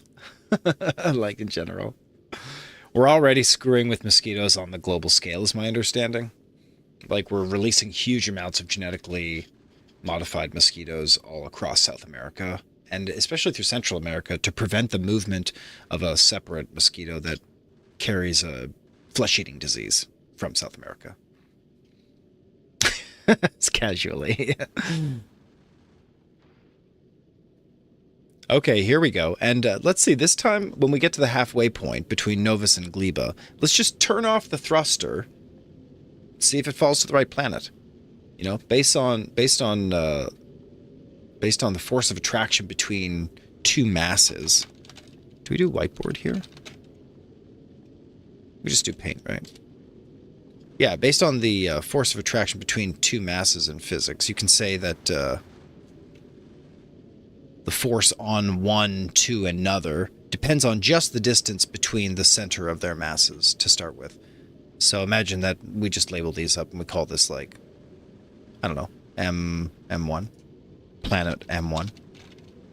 And here's planet M2.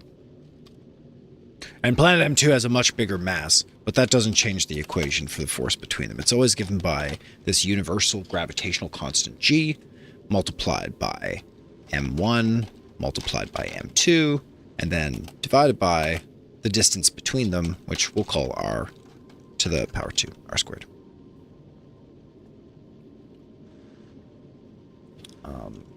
Yeah, let's go, and we'll call this distance R squared. R. So where do we have to land to feel an equal force between us, a third-party observer, along the line, and one of these planets? Well, just do the same calculation, but pretend that you're one of the planetary bodies. So our mass will be M person for mass of the person, or maybe like M us, M me. Just M. It's M. M person. Sure, MP. MP.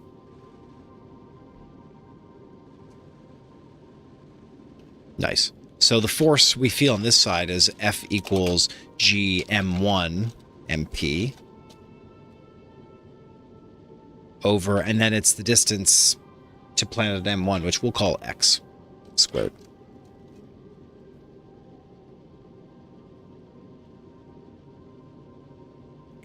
Call this X. And that would make this other side R minus whatever X is, R minus X. And the force that we feel on the second side then is F equals G M2 times a mass person, all divided by R minus X squared. Nice. And so when these two forces are equal, well, that's the condition for when we know exactly when we're in the middle. Okay, we've almost landed at Novus. Let's turn off the rocket engines. Turn off the engines. We forgot, we were doing so much mathematics. We did so much mathematics that we forgot to press stop on the rocket.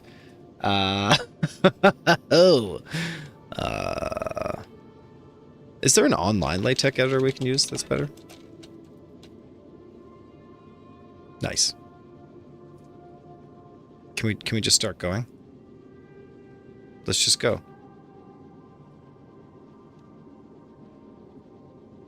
Sure, yep. And I'll just use the frac notation. G, M1, M2, over R squared. Nice. Okay, we're doing some math here, yeah. But really what we want is... Okay, nice. Really what we want is to say that this, when this first force, F1, equals a second force, F2...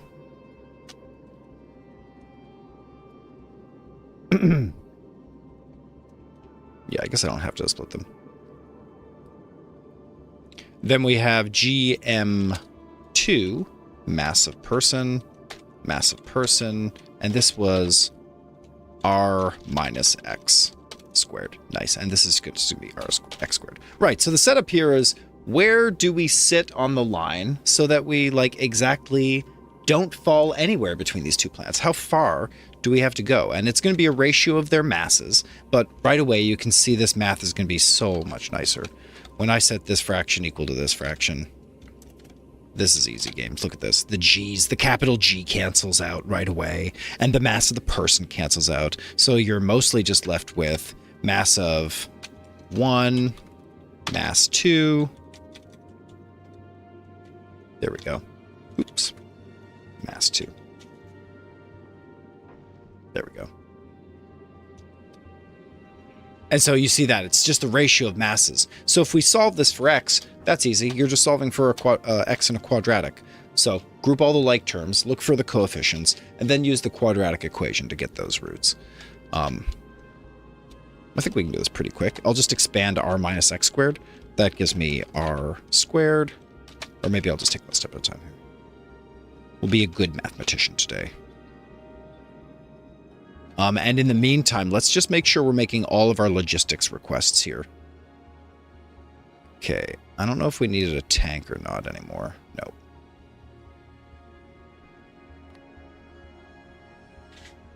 No. Do we need accumulators anymore? Let's see, we definitely need arms. We'll take pipes, regolith, splitters. Sure. Oh, look, we got clogged up again. Look at this. We're way too efficient at production. Oh my gosh. It's happened again. Okay, that'll fix it, though. Every time we take a trip through space, all of our belts flood. Like, yeah.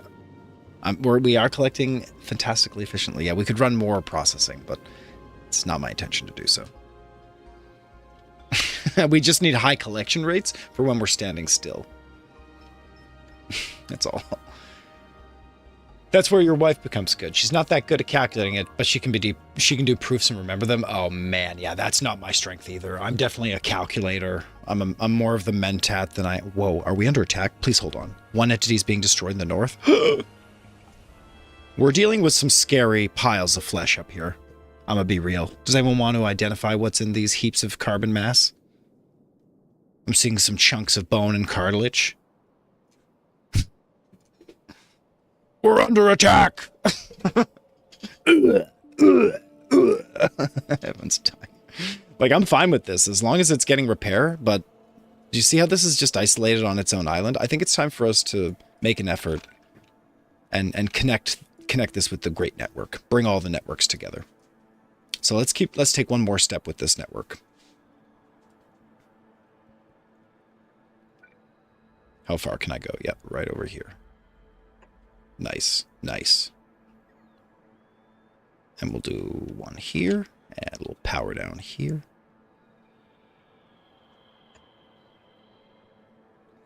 I thought I kind of would have had power poles running along the tracks, but we don't.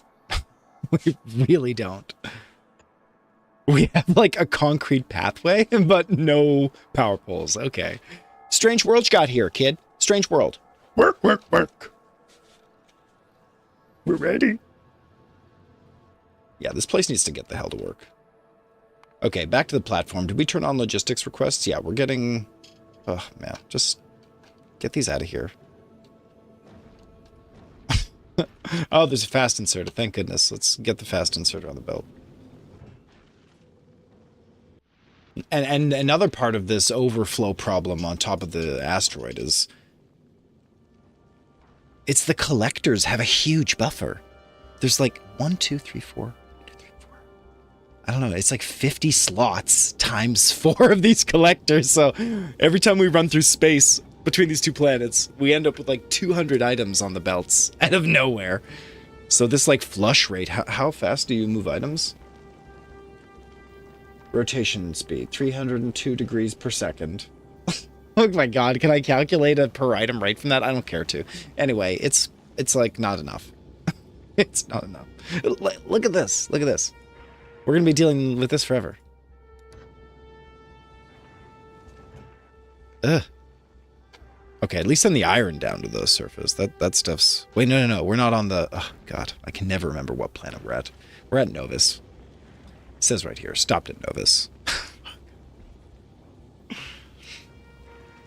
Yeah, you used to have Rihanna as the ringtone? Yeah, whack, whack, whack, whack, whack. We don't hate that. We love a little work. Yeah, we can be... We're struggling, but we work. We work. We struggle and we work.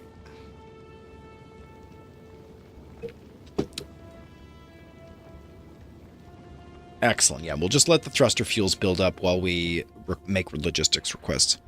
I don't know that we need assembling machines anymore, but I would be pretty confident that we need logistics. So let's send more robots, but not more assembly machines or drills.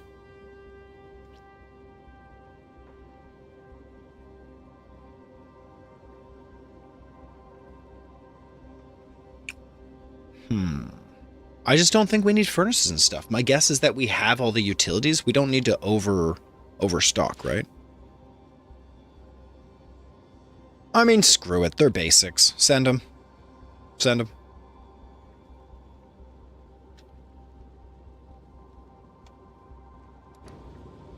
I don't see the harm in this.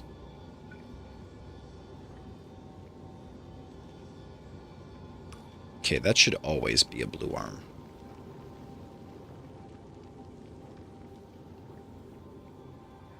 And then this one should always be a blue arm, right?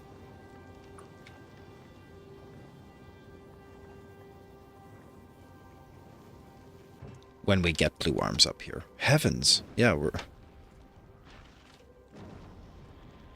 Get this crap out of here, right? There's a faster way to do this.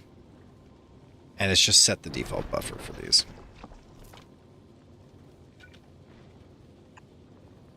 It's just, yeah, I don't bother to flush the things I gather. Hasn't been a protocol yet. And that's because you can't... I need a combinator to do a little bit of logic. So let's take a look at what's in the logic. I've never built one. It's literally, this is the time. Oh, we're on the space platform, though. We don't have combinators. I'm sorry, kid. There's no combinators in space. Like, what does that even mean? A flush? Yeah, that's exactly it. And actually, Factorio doesn't have an innate flush, except in the DLC, where you can see what I'm doing here. I'm pointing a robot arm and what is it called? Inserter. It's called an inserter, but I'm inserting it into space. And that's why they're called inserters in Factorios, because you never extract into open space. Inserters insert things from one place into something. So it literally inserts into space. That's right. So I'm flushing it out of my buffer. And the buffer I have is this single space hub platform. That's how these ships work. It's a single space hub platform around which a whole factory is built. And the space hub platform itself offers the inventory slots. That's what's here on the left-hand side. There's just all these inventory slots that lets you store everything. And so there's actually a complexity in that unified system, because normally you can regulate and buffer separate items using separate chests. But on the space platform, there's only one chest. It's the hub.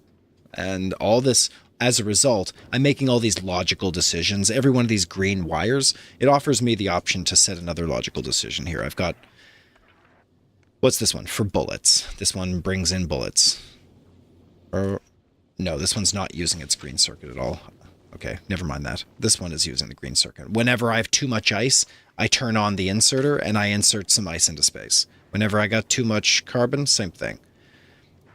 But the intermediate products that are used, and that's these metallic asteroids, oxic asteroids, and these carbonic asteroids. These are the ingredients we get for free. These are the asteroids that float around the space station. We collect them, and then we tuck it into a grinder, and it grinds out the actual resources of iron that we do value, that we send back to the planet's surface when needed.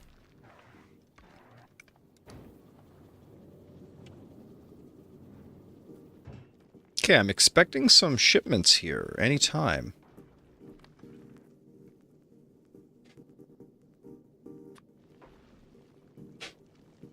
Emphasis on the inserters, please. Okay, who just arrived? Yes, please. Boop.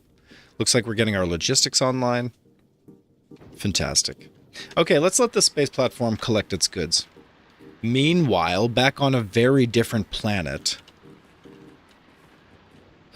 terrifying and terrible things were happening.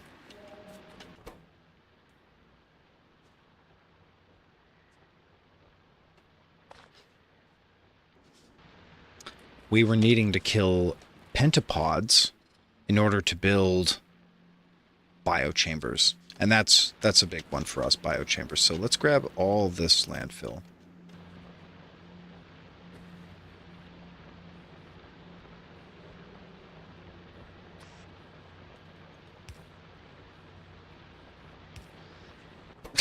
There's a whole box of rocks here. Please use that. Excellent. Excellent.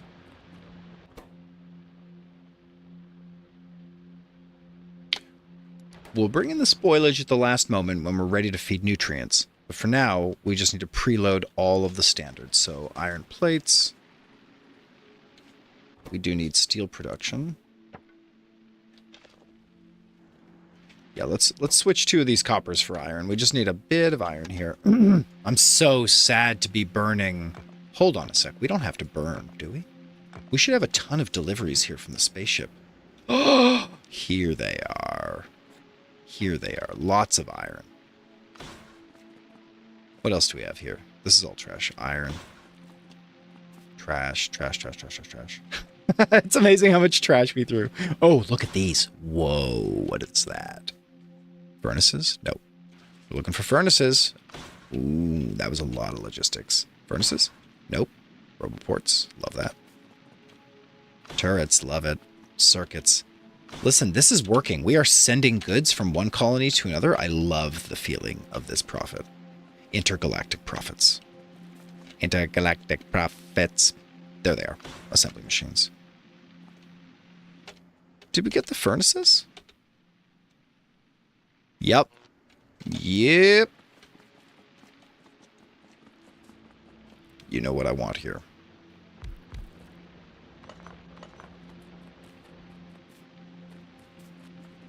Where's my power poles, for heaven's sake? Give me these power poles.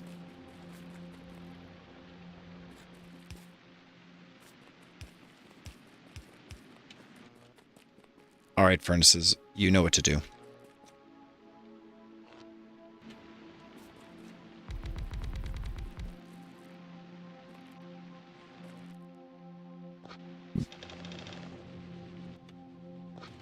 Good. Iron, copper. Great job, everybody.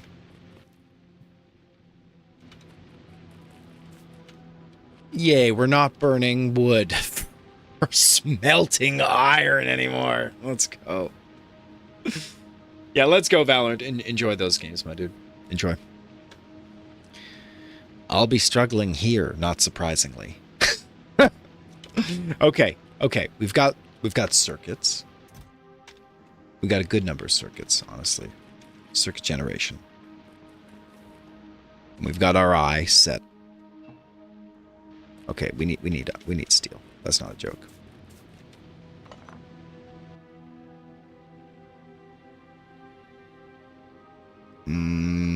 Steel furnaces. Maybe we're just doing another row of furnaces here. Oops. Why not? And then we'll take iron and we'll make steel.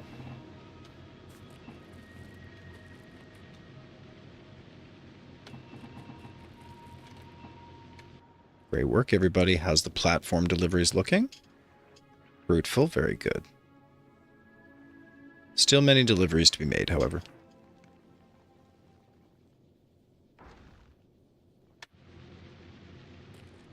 And you can see what happens on that platform. Iron fills up, so we stop pushing iron into the hub. And then bullets get the bulk of the iron production, and then bullets fill up. And eventually, bullets stop being accepted, and iron production as a whole just gets flushed into space. We pick it up, we grind it, we throw it in the garbage. I know, there's a little bit of a loophole there at the bottom of the calculus, isn't there? A little hole in the inventory erase. Sheesh. Sheesh. Huh? Sheesh. Okay, the profits are looking very good here. Let's just pop down to Gleba ever so quickly. Okay, let's pop those circuits into the biochamber. Great job on this production. Looking great, yeah. Lots of copper, lots of iron, lots of steel.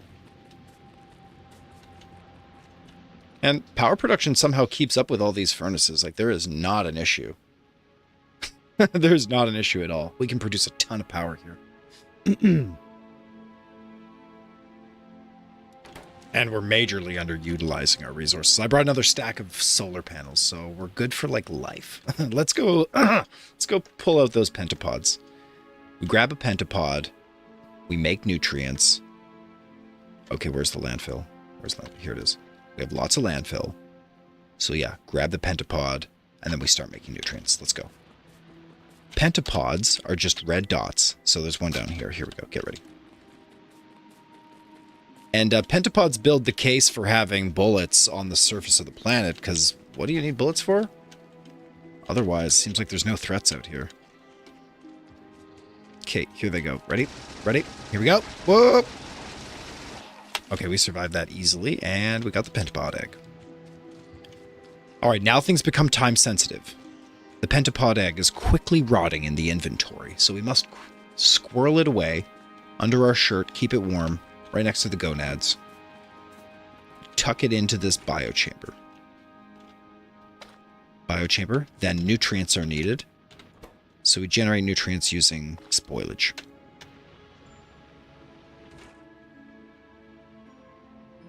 And once we have just enough nutrient, we'll be able to generate a new pentapod egg. So let's choose the recipe of pentapod egg.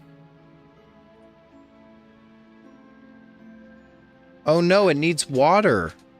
Oh no. Oh no. Is there water nearby? There is. Ugh, but the nutrients are generating now, you know.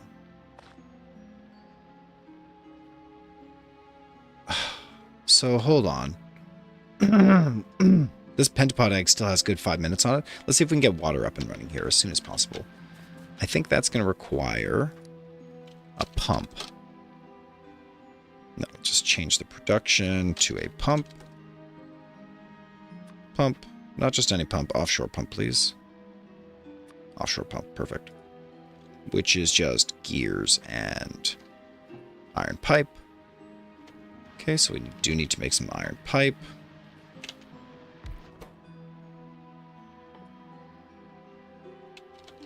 Pipe. Perfect. Okay, iron into the pipe machine, and then pipes into the pump recipe. How many pipes is this thing? I think it's good, actually. Let's get the gears in there.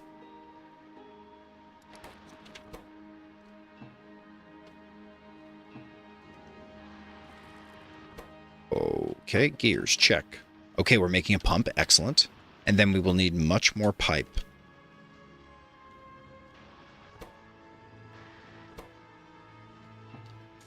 Uh-oh. I think pipe's the limiting reagent here. Uh-oh. Oh no, energy is. Oh no. My pentapod egg is gonna rot. This is terrible. What's the closest source of water? This is terrible. Listen, pick up these items. That's it. Pick up the bioreactors. And then we'll prepare. We don't need pipes if we stay piped. There we go.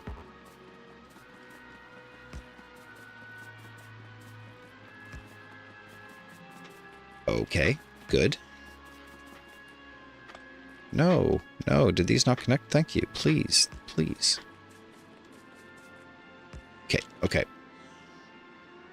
And then biochamber.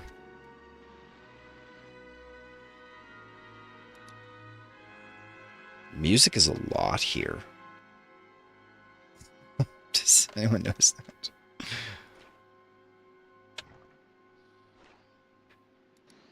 Okay, biochamber, perfect, right here. And next to the biochamber, an assembly machine generating the nutrients. Perfect. Then, an unassuming pentapod egg is tucked into the recipe. And then we put some rot into here. Nutrients. 10 spoilage makes a single nutrient. Whoa. Okay. Whoa. Bad ratios. And the power poles.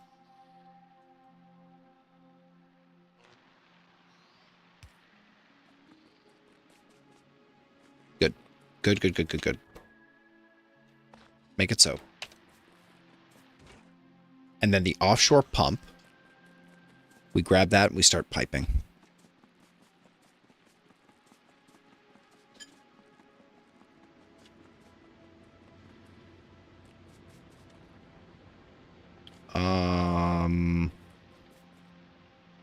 Yeah, oh, there we go. Nice. 5 pipes, that needs to be good enough. 5 pipes has to be good enough somehow. Whoa, what's this offshore pump? Whoa, whoa, whoa, whoa, whoa, I see. Excellent. Saved. Hard save. And then the pipes. 1, 2, 3.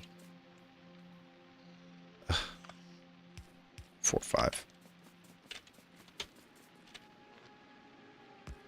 There we go. There we go. Okay, it's getting water. How many nutrients do I need?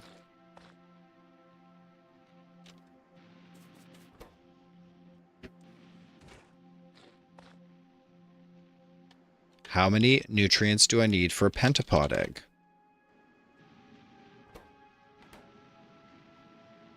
Oh, it's barely able to function because of the power limitations. Okay, let's drop some more solar.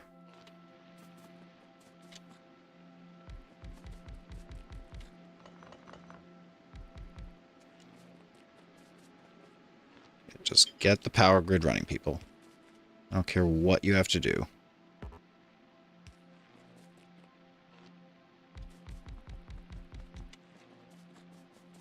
Okay, did that fix the power? I hope so. It did indeed. Oh my gosh, how many nutrients do we need for this?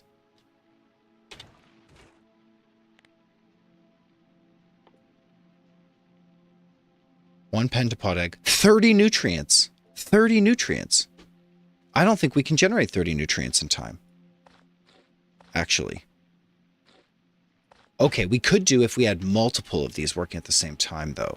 Hold on. Hold on, hold on, hold on. Like, just imagine, if you will. There we go. There we go. Yep.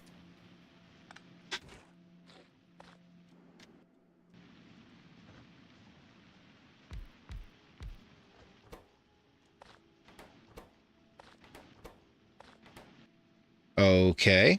Okay. Okay. How about 6 of them running at the same time? Perfect. Perfect.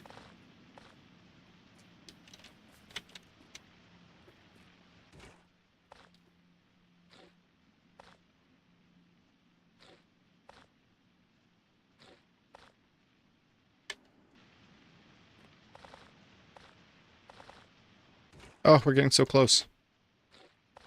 23. We just need one more iteration here. 3, 4, 5, 6. Is that enough? 7.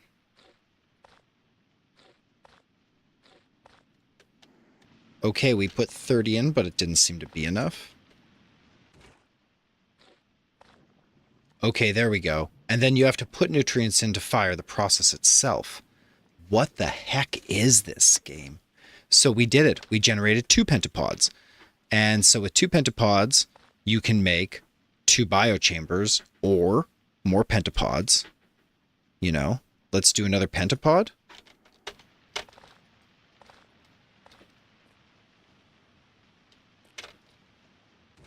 Let's just do one more iteration of pentapod.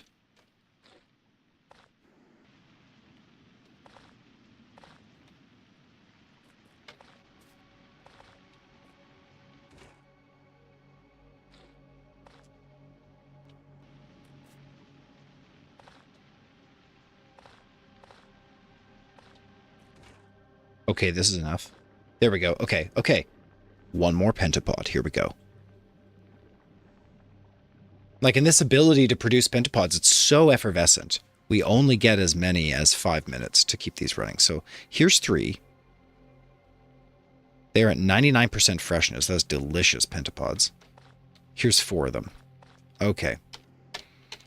Okay, and that means I can use this biochamber to produce biochambers now. Using pentapod eggs, which is... sounds confusingly cyclic.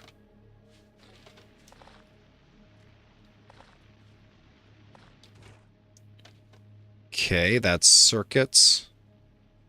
We need iron and landfill here. So let's go grab more landfill. Check. Nutrients. Pentapod eggs. And iron.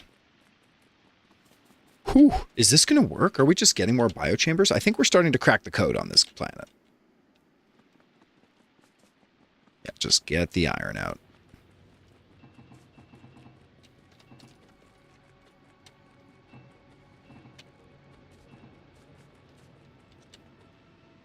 Nice. Okay.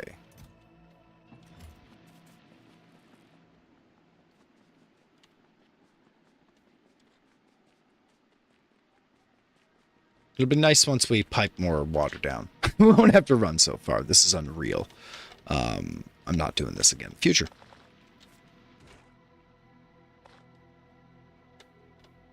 Bang. Okay, we're turning pentapods into biochambers. Magic.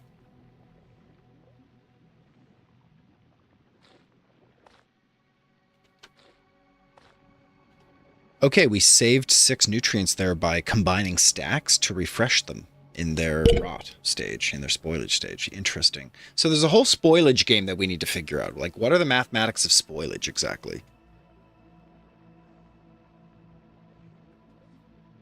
Okay, we're turning all of these pentapods into biochambers. We did it. It's 4. Check. And what are we missing here? Just a few more nutrients. Thank you. Let's see if we can do it. One more biochamber, please. Oh, we made too many nutrients, didn't we? 2 more biochambers. Whoa. And that's all the pentapod eggs. There we go. We used them all. We got a ton of biochambers. Presumably that's critical. Great job, everybody. And we have 15 nutrients left to show for it, which is a little unfortunate because we want to make other stuff right now. Could be making... Oof. Iron, copper. These are the basics when we turn jelly and Yumako into copper and iron. So I think we're setting up Yumako and jelly farms is what's happening. Nutrients are not going to be playing a role for a little while. And this biochamber's finished. We don't need to use it here anymore.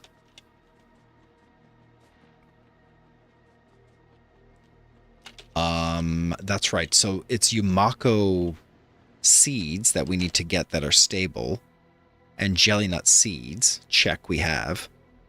And then we build a weird tending machine called the agricultural tower on the soil, which is correct for that particular seed. So jelly nut seed needs to go on jelly nut soil.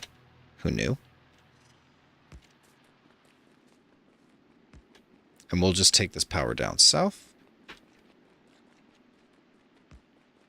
Okay.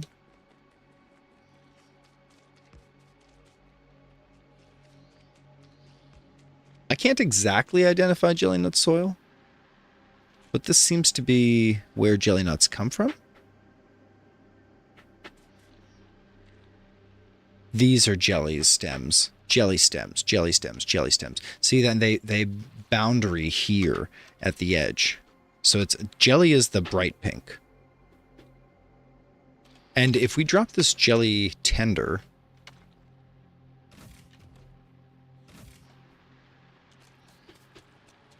yeah, look at that. It's fine on top of the jelly soils, but it's not okay on that swamp soil. And the green area shows me everything that's agricultural. Interesting. Wow, hard to get a good patch. Are there any good patches here? Look, this is pretty solid over here. This is pretty solid right here, to be honest.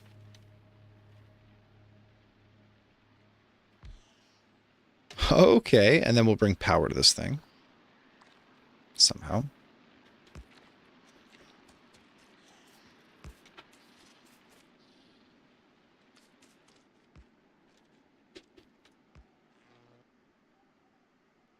Okay, it's going for it. What's it going to do? It is heavily underpowered. Okay, understood. Why is it so heavily underpowered? Because the lights are coming on. Understood. Okay, so it's doing some things. Oh, is it just going to destroy all these jelly stems? What's it doing? So it didn't destroy any, right? Good. It's just destroying other things around the jellies. Right? Don't destroy the jelly trees. Okay, it gave me a bunch of wood. That's fun. And what if I put jelly nut seeds into it? There, it's planting a jelly nut seed. Where's it going? There. It's planting its third jelly nut seed. There we go. Okay, we've planted jelly nut seeds using an auto tender. Using a, what's it called? A agricultural tower. Whoa, and somehow we've generated 50 jelly nuts here already. I don't think we're ready for this machine.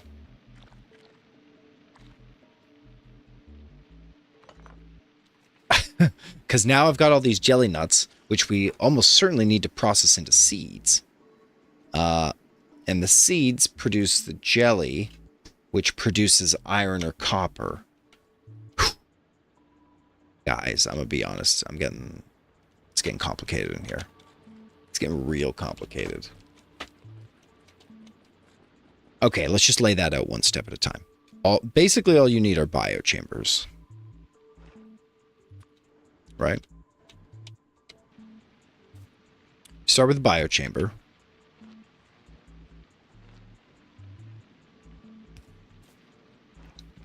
Biochamber uses jelly nuts to process into jelly nut seeds and generates jelly in the process. Check. Then we set up a biochamber to receive said jelly. Chamber receives jelly and processes jelly into iron bacteria and spoilage, which results in iron. Or copper if we prefer, but I think we're doing iron here. Biochamber. Choose. Iron bacteria. Nice.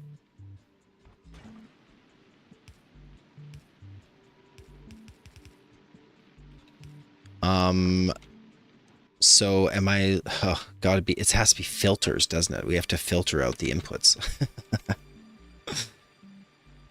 Okay, imagine that two different kinds of things go onto this belt set and that the belts just kind of rotate around.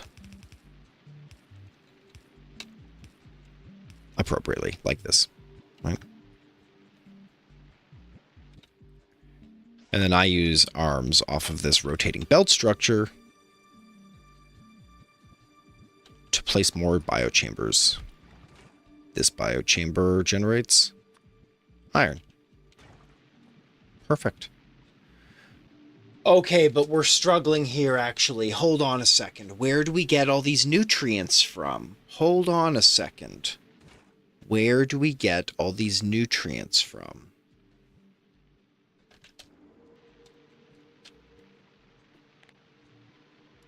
Nutrients.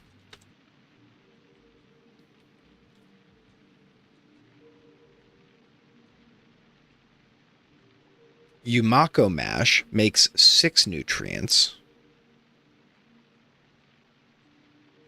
Biter eggs, raw fish, spoilage. Spoilage is just the only way you can't do this. It's way too slow from spoilage.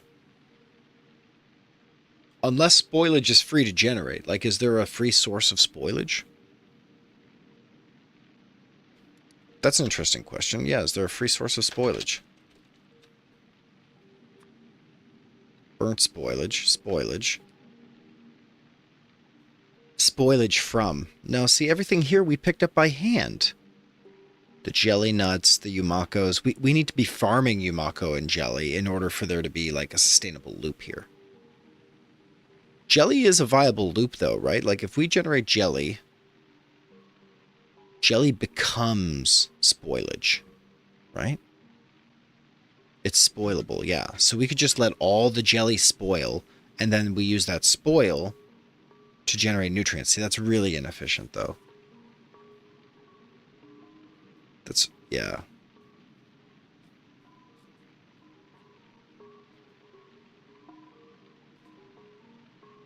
Spoil results, spoil time. Spoilage recycling. Products, 25% spoilage. Interesting. Where's that done? In a recycler. So there's a reason to convert energy into spoilage, to save spoilage from rotting out. So there's got to be a loop on spoilage somewhere. Where's the infinite source of spoilage?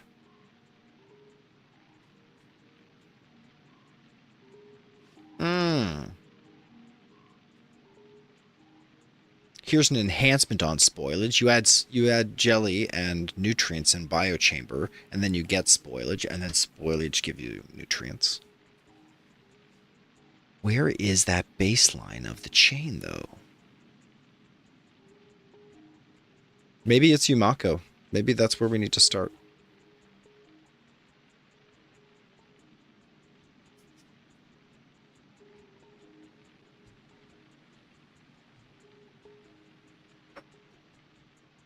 Confusing, yeah. A lot of pieces at play here. Harry Clubnub. And all of these spoilage sources that I have, they're just one-offs. Stingfron, Boompuff, Sunnycomb. These are just plants that I've destroyed already. Yeah, maybe we're missing something on spoilage. Where's the baseline nutrient input? You know, where's the baseline nutrient input? And I think maybe it really is in agriculture, right? I just didn't want to destroy those jelly nut trees, but the truth is, if you've got jelly nut soil, you could absolutely mash through all of the jelly nuts through a full recipe, generate nutrients out of the rotted spoilage, and then probably break even on the whole process, right?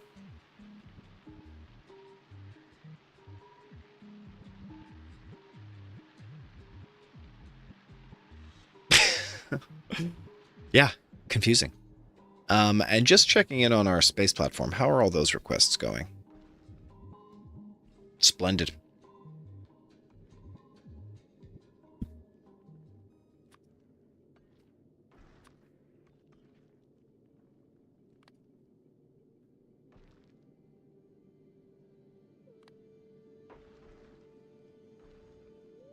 Yeah, do we need to bring green circuits? Probably not, but let's bring a ton of red and blue circuits. What's the minimum payload here?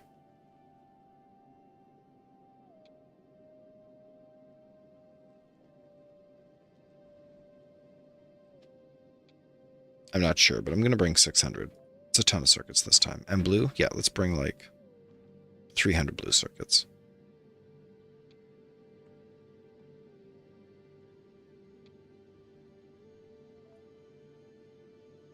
Not enough to fill one rocket.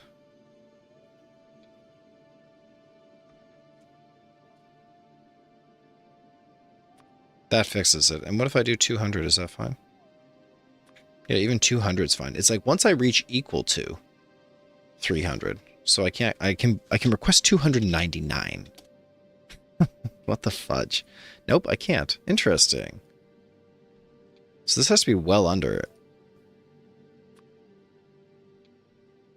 Oh, sorry. The custom rocket request has to be 299. Oh, that's so unfortunate.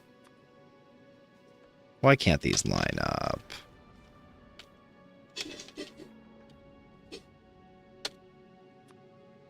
And that explains why I keep having like one left over of stuff all the time.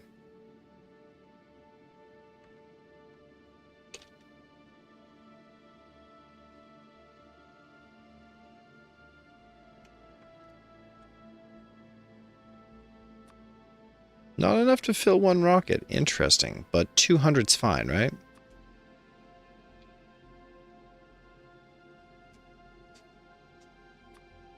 Wow, it just really doesn't love the logic. I'm like, yeah, sure. Bring as many as you can, Your Honor.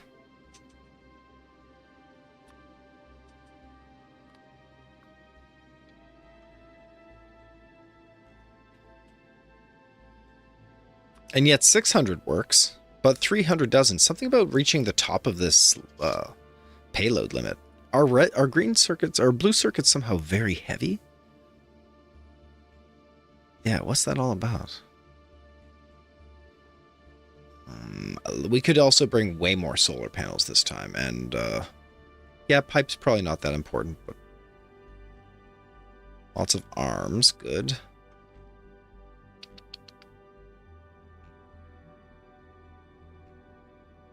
Yeah, assembling machines, it's not obvious that I need a ton of those, but we'll bring another stack. Why not?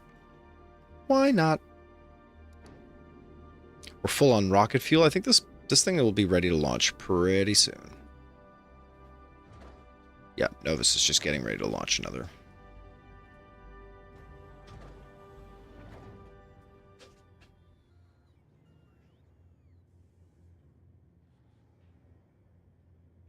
Oh man, and they're going to let us build rocket fuel right off the gate, right off the bat in Gleba, which means that space age is meant to progress faster. You're supposed to get to that planet, get your rocket fuel, get out of there, figure out the little puzzles. I don't think it's going to take us long to get away from Gleba. Now that I'm starting to see the chains unravel, it was complicated to figure out jelly nut processing, and we actually kind of haven't. We're still stuck on where do the nutrients come from? Do we get this whole process started with some rot, and then we get a sustainable generation?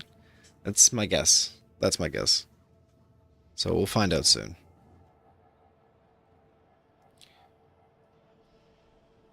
Great job, Robo Buddies. Okay, and just taking a look at the progress on the network here. Let's get another step forward for robot progress. Oh, wow, that's so far away. That's fantastic.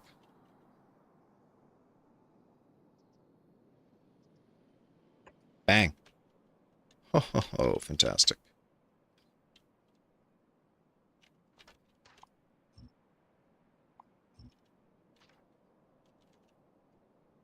Oh, I see. The power poles go over here. Yeah, interesting.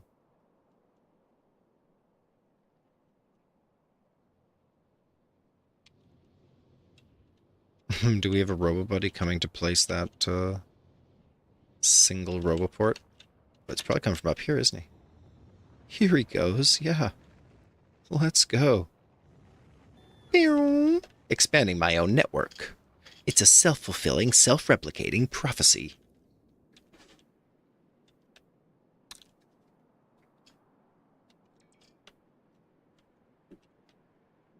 There it is. Bang. Okay, which allows them then to build this power pole.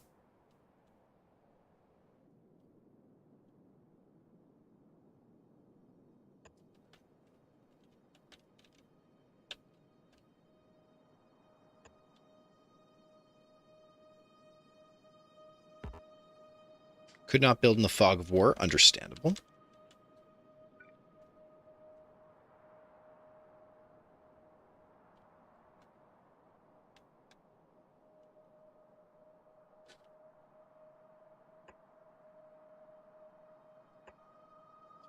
All right, it's happening. Roboport pathway, let's go.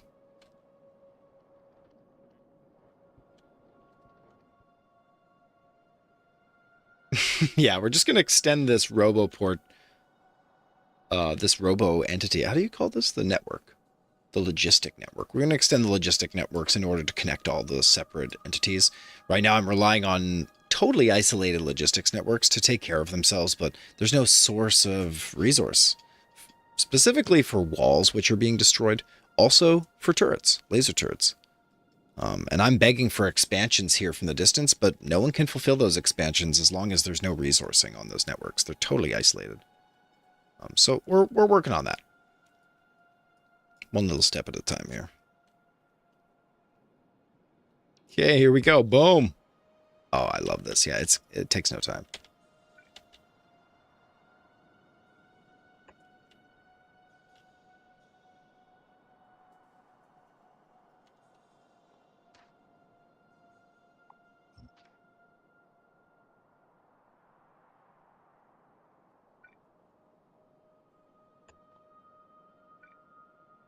Yeah, let's just say it's going to be here.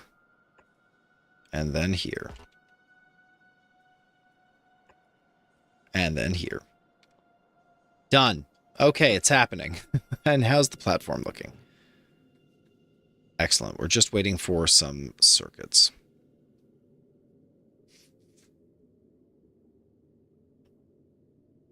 You know, there's every world where we expand our production in space. We haven't built space... Actually, we haven't built space science in eons. Is that why this is held up? Let's take a look at the space production, resource production. Oh, it is. It's absolutely just space science packs that are missing. Well, I think that it behooves us to generate space science then. Space platform hasn't been built yet. A rocket must deliver a space platform starter kit first. Delete the space platform.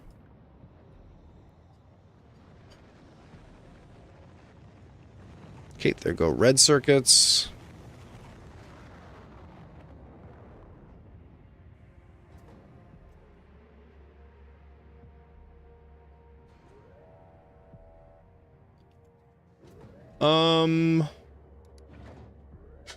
How do I check out what this is? A space platform hasn't built yet. The rocket must deliver the space platform starter pack.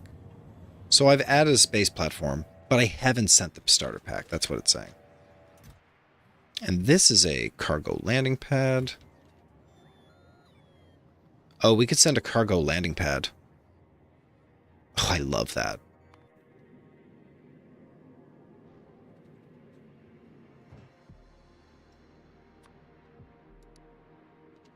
Cargo landing pad. One of those, please.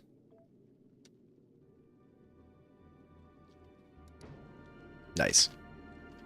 A cargo landing pad and where are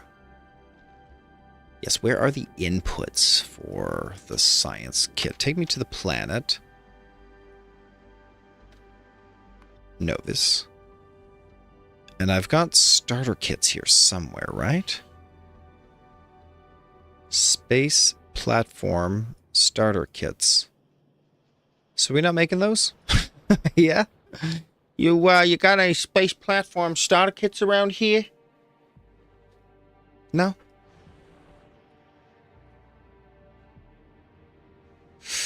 I mean, what does one do? I think we just start building space platform starter kits. Starter packs, excuse me, made from steel, processing units, and space platform.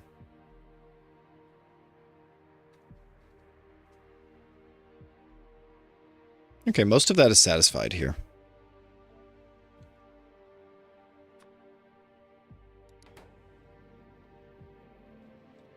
Okay, and it generates just one. And we need an input of Space Platform Foundation.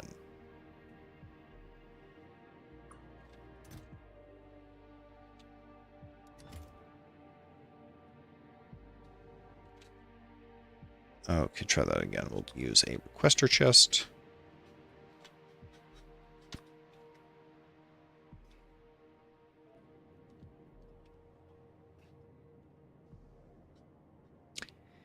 Yep. Could somebody please move this? Thank you. Okay, and then we'll request just the foundation that we need. Sure, 100 foundation. Perfect. And then we can deliver a kit to space.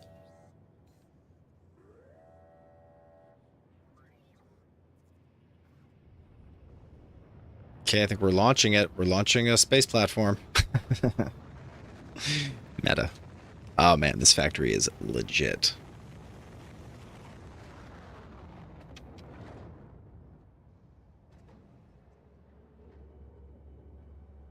Excellent work, everyone.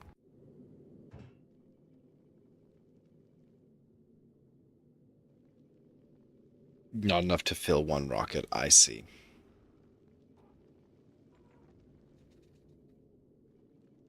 So if you need 100, but the minimum payload size is 2, you just don't get it, you know? You don't get it. You don't get all those circuits. So I have to set the minimum payload to 100 then to fix this. Got it.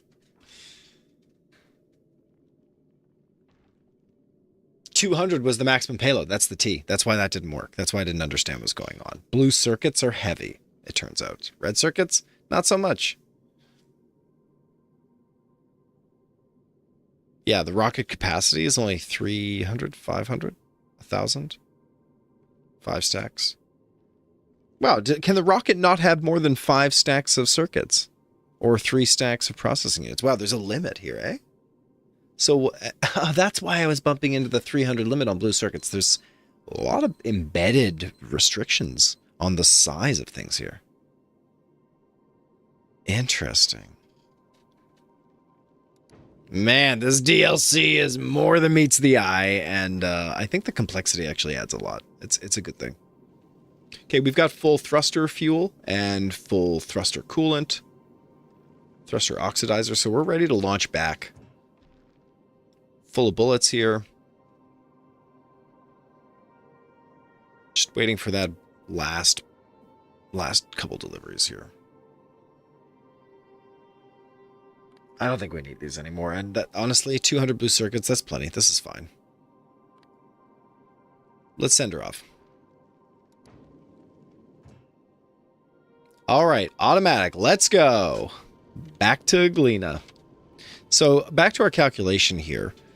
We were solving for the value of x, which is the distance between the two planets at which we are equally pulled. Or in other words, it's like if we're this little dot in the middle, let's say that we're this kind of blue square here in the middle. If we're this blue square, then where is the blue square between the two planets based on the physics of attraction here? So by finishing this calculation here, I get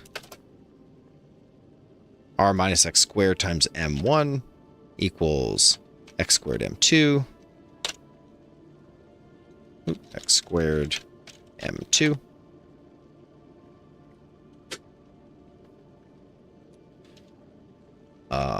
And then, let's see, we'll just expand this and we'll get those coefficients, right? It'll be r squared minus 2r m1 squared. Oh, no, 2r m1 plus x squared. Excuse me, that's it. Minus x squared m2.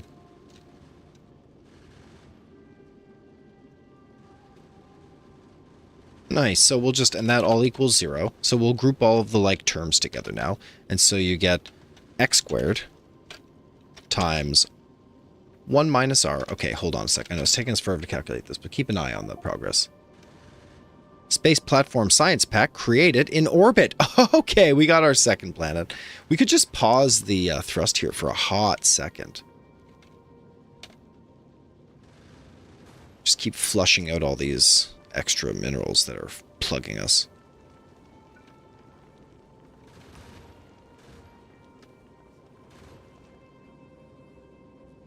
And where do we fall back to? We're falling back to Novus at this point. So Novus, yeah, okay. Now let's continue the thrust. Thrust on.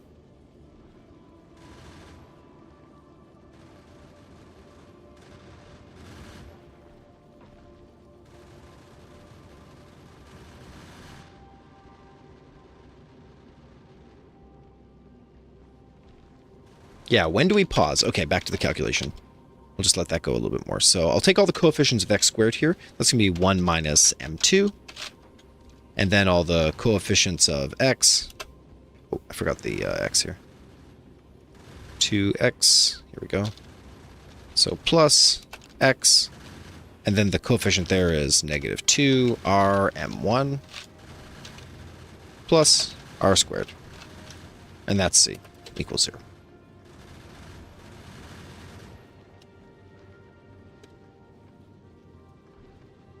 Nice, okay. There we go, split these equations. So what we can see is that I've got 1 minus m2, so I could calculate the vertices here, just using the quadratic equation. So let's do the quadratic formula solver.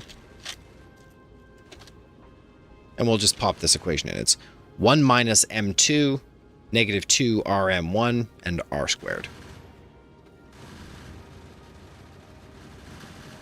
Hopefully we can find a symbolic calculator. Do I have to use Wolfram for that? Actually. Okay, we're almost at galena now, which tells you that if I just turn off the thrust, we'll just slowly fall back to gleba. Oh, it's more than slow. It's fast as heck. We're getting in there right away. Okay, I'm going to let it happen because we do have a limit on the... Oh, we have tons of bullets up here. Okay, never mind. I'm not so concerned.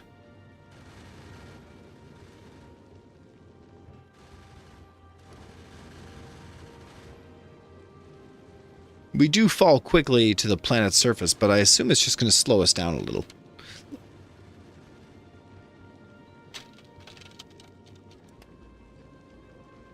Okay, do we have values for the mass, actually, and the radius between these two distances? Yes, we do.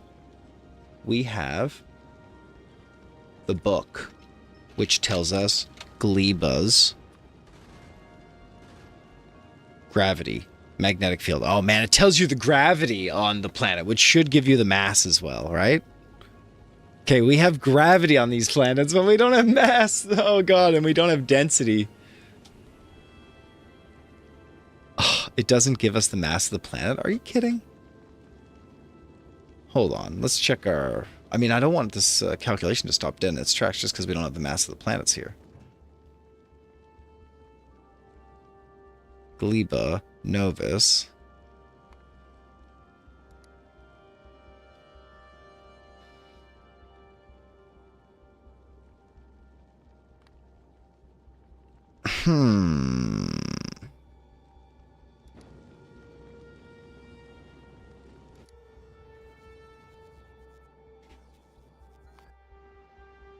Gleba, Novus. We don't have the mass of these planets. All we have are the gravity, which I assume is gravity measured at the surface, which is a function of the radius of the planet. So actually you need density to calculate the mass of these objects. Wow, that's so sad. All right, well, we can't know the exact point, but by measuring the point at which we fall from one planet to another, we can actually calculate exactly the masses, or the mass ratios of these two planets. At least the mass ratio we could calculate. So let's get back to our space platform. And let's fire up the engines. Let's go to Novus. And we'll try to get to that halfway point where we start falling back down to one or the other. That's like our scientific goal today. They seem to be about 14,000 kilometers away from one another.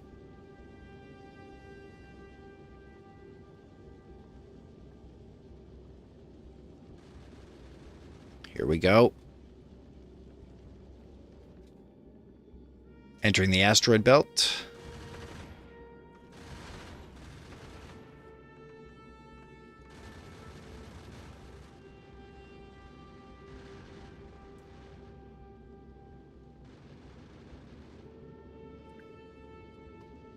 We should create more solar panels. Let's go.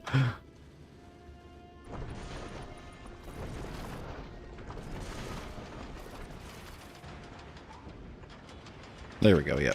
Get those solars up. Every solar panel counts. The ship's bigger than it used to be. I mean, solar panels can go anywhere, that's the T. Like, you can have a bunch right here, right down here.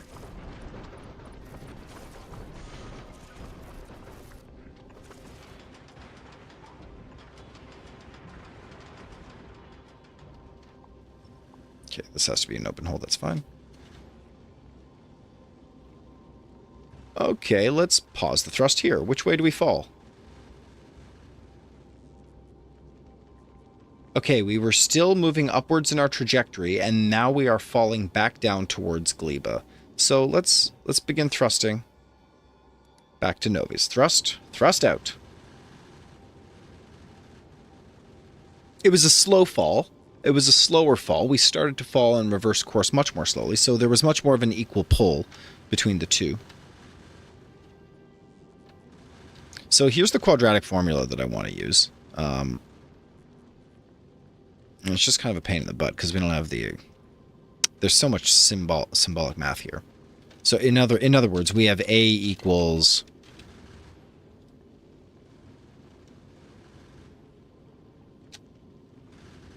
Oh, shoot.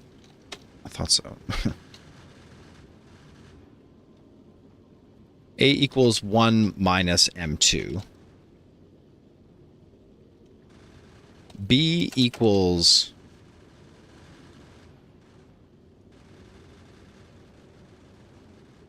negative 2 RM1.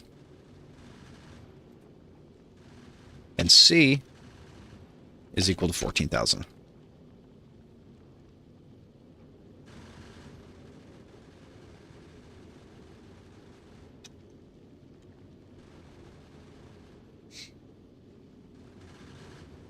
Oh, sorry, R squared. Sorry, it's equal to R squared. It's 14,000 squared. My bad.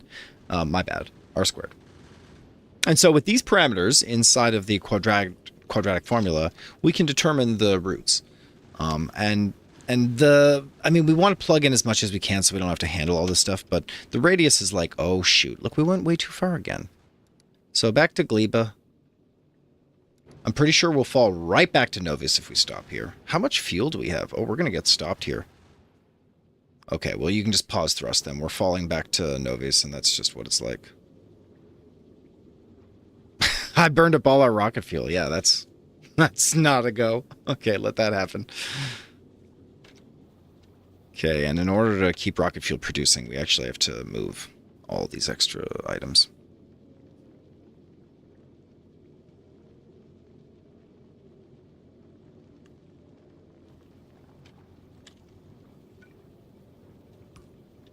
Yeah, it can be slow. It can be so slow, actually. It just has to keep this belt moving. That's all. The belt just has to keep moving. And then this inventory can't fill.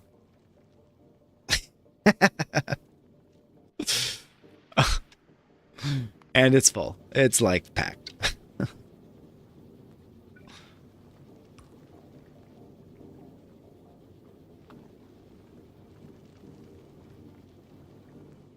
Like, we can just stop the flood here. We can stop the flood here.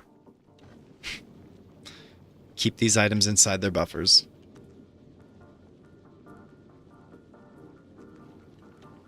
This buffer especially collects a lot, yeah.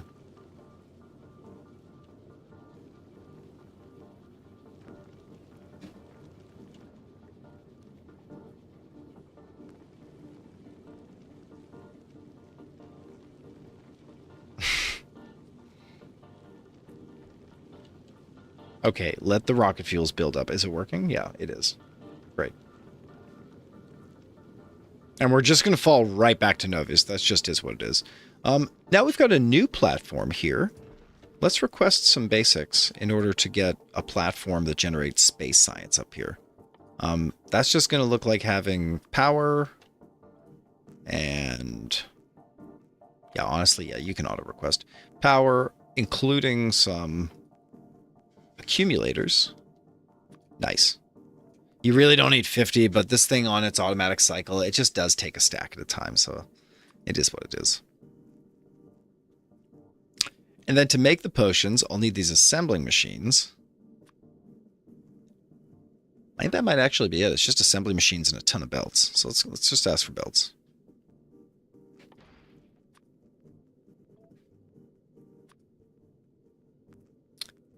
And you can't use chests up here, so that's not an issue. And the arms. Yep. We'll take a bunch of fast inserters. And we'll take a bunch of slow inserters. You don't need power. And this particular ship isn't going to need any thrust, so I'm not going to send any pipes for handling fluids.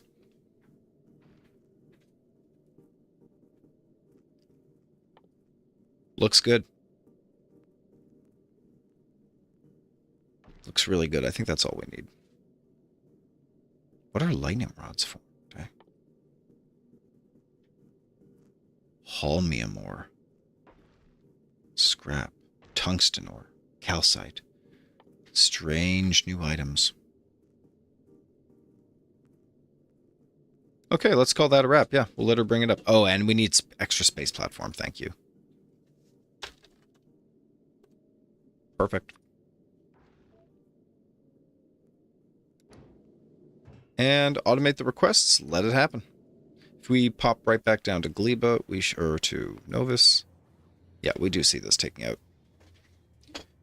Send the belts. Yeah, we'll get White Science back online here in no time.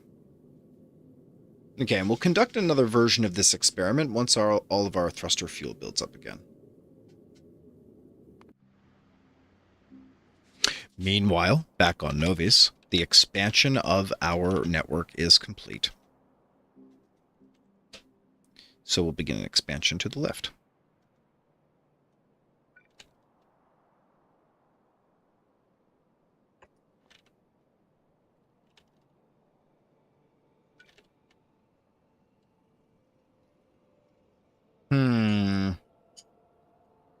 Surely we could use the existing power pole infrastructure, but it just isn't the most efficient, right?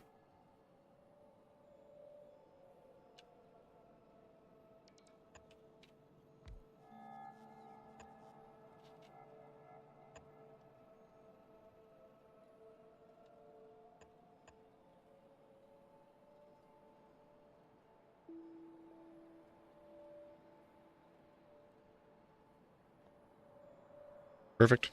Love it. Love it. All right, so many separate projects here going on, and mostly automation takes care of these space platforms. That's awesome. Aqua Platform's building up its fuels. Novus is generating its own single unified network for maximum repair. I just can't handle these explanations anymore. We have to replace damaged entry points. Otherwise, the bugs are going to overrun eventually, so we're going to get these put into place. One network will allow the robots to fuel all of the disparate networks now. So far, we will have only connected the one, but the largest gateway, and probably the shakiest. Next is here in the west. This one looks solid as heck. Like, no one's getting through this, right?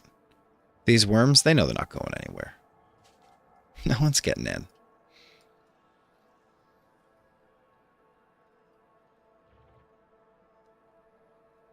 Yeah, no serious damage here in stone, and the south of our base is completely uncompromised. There are no bugs in this entire region. It's a total safe space.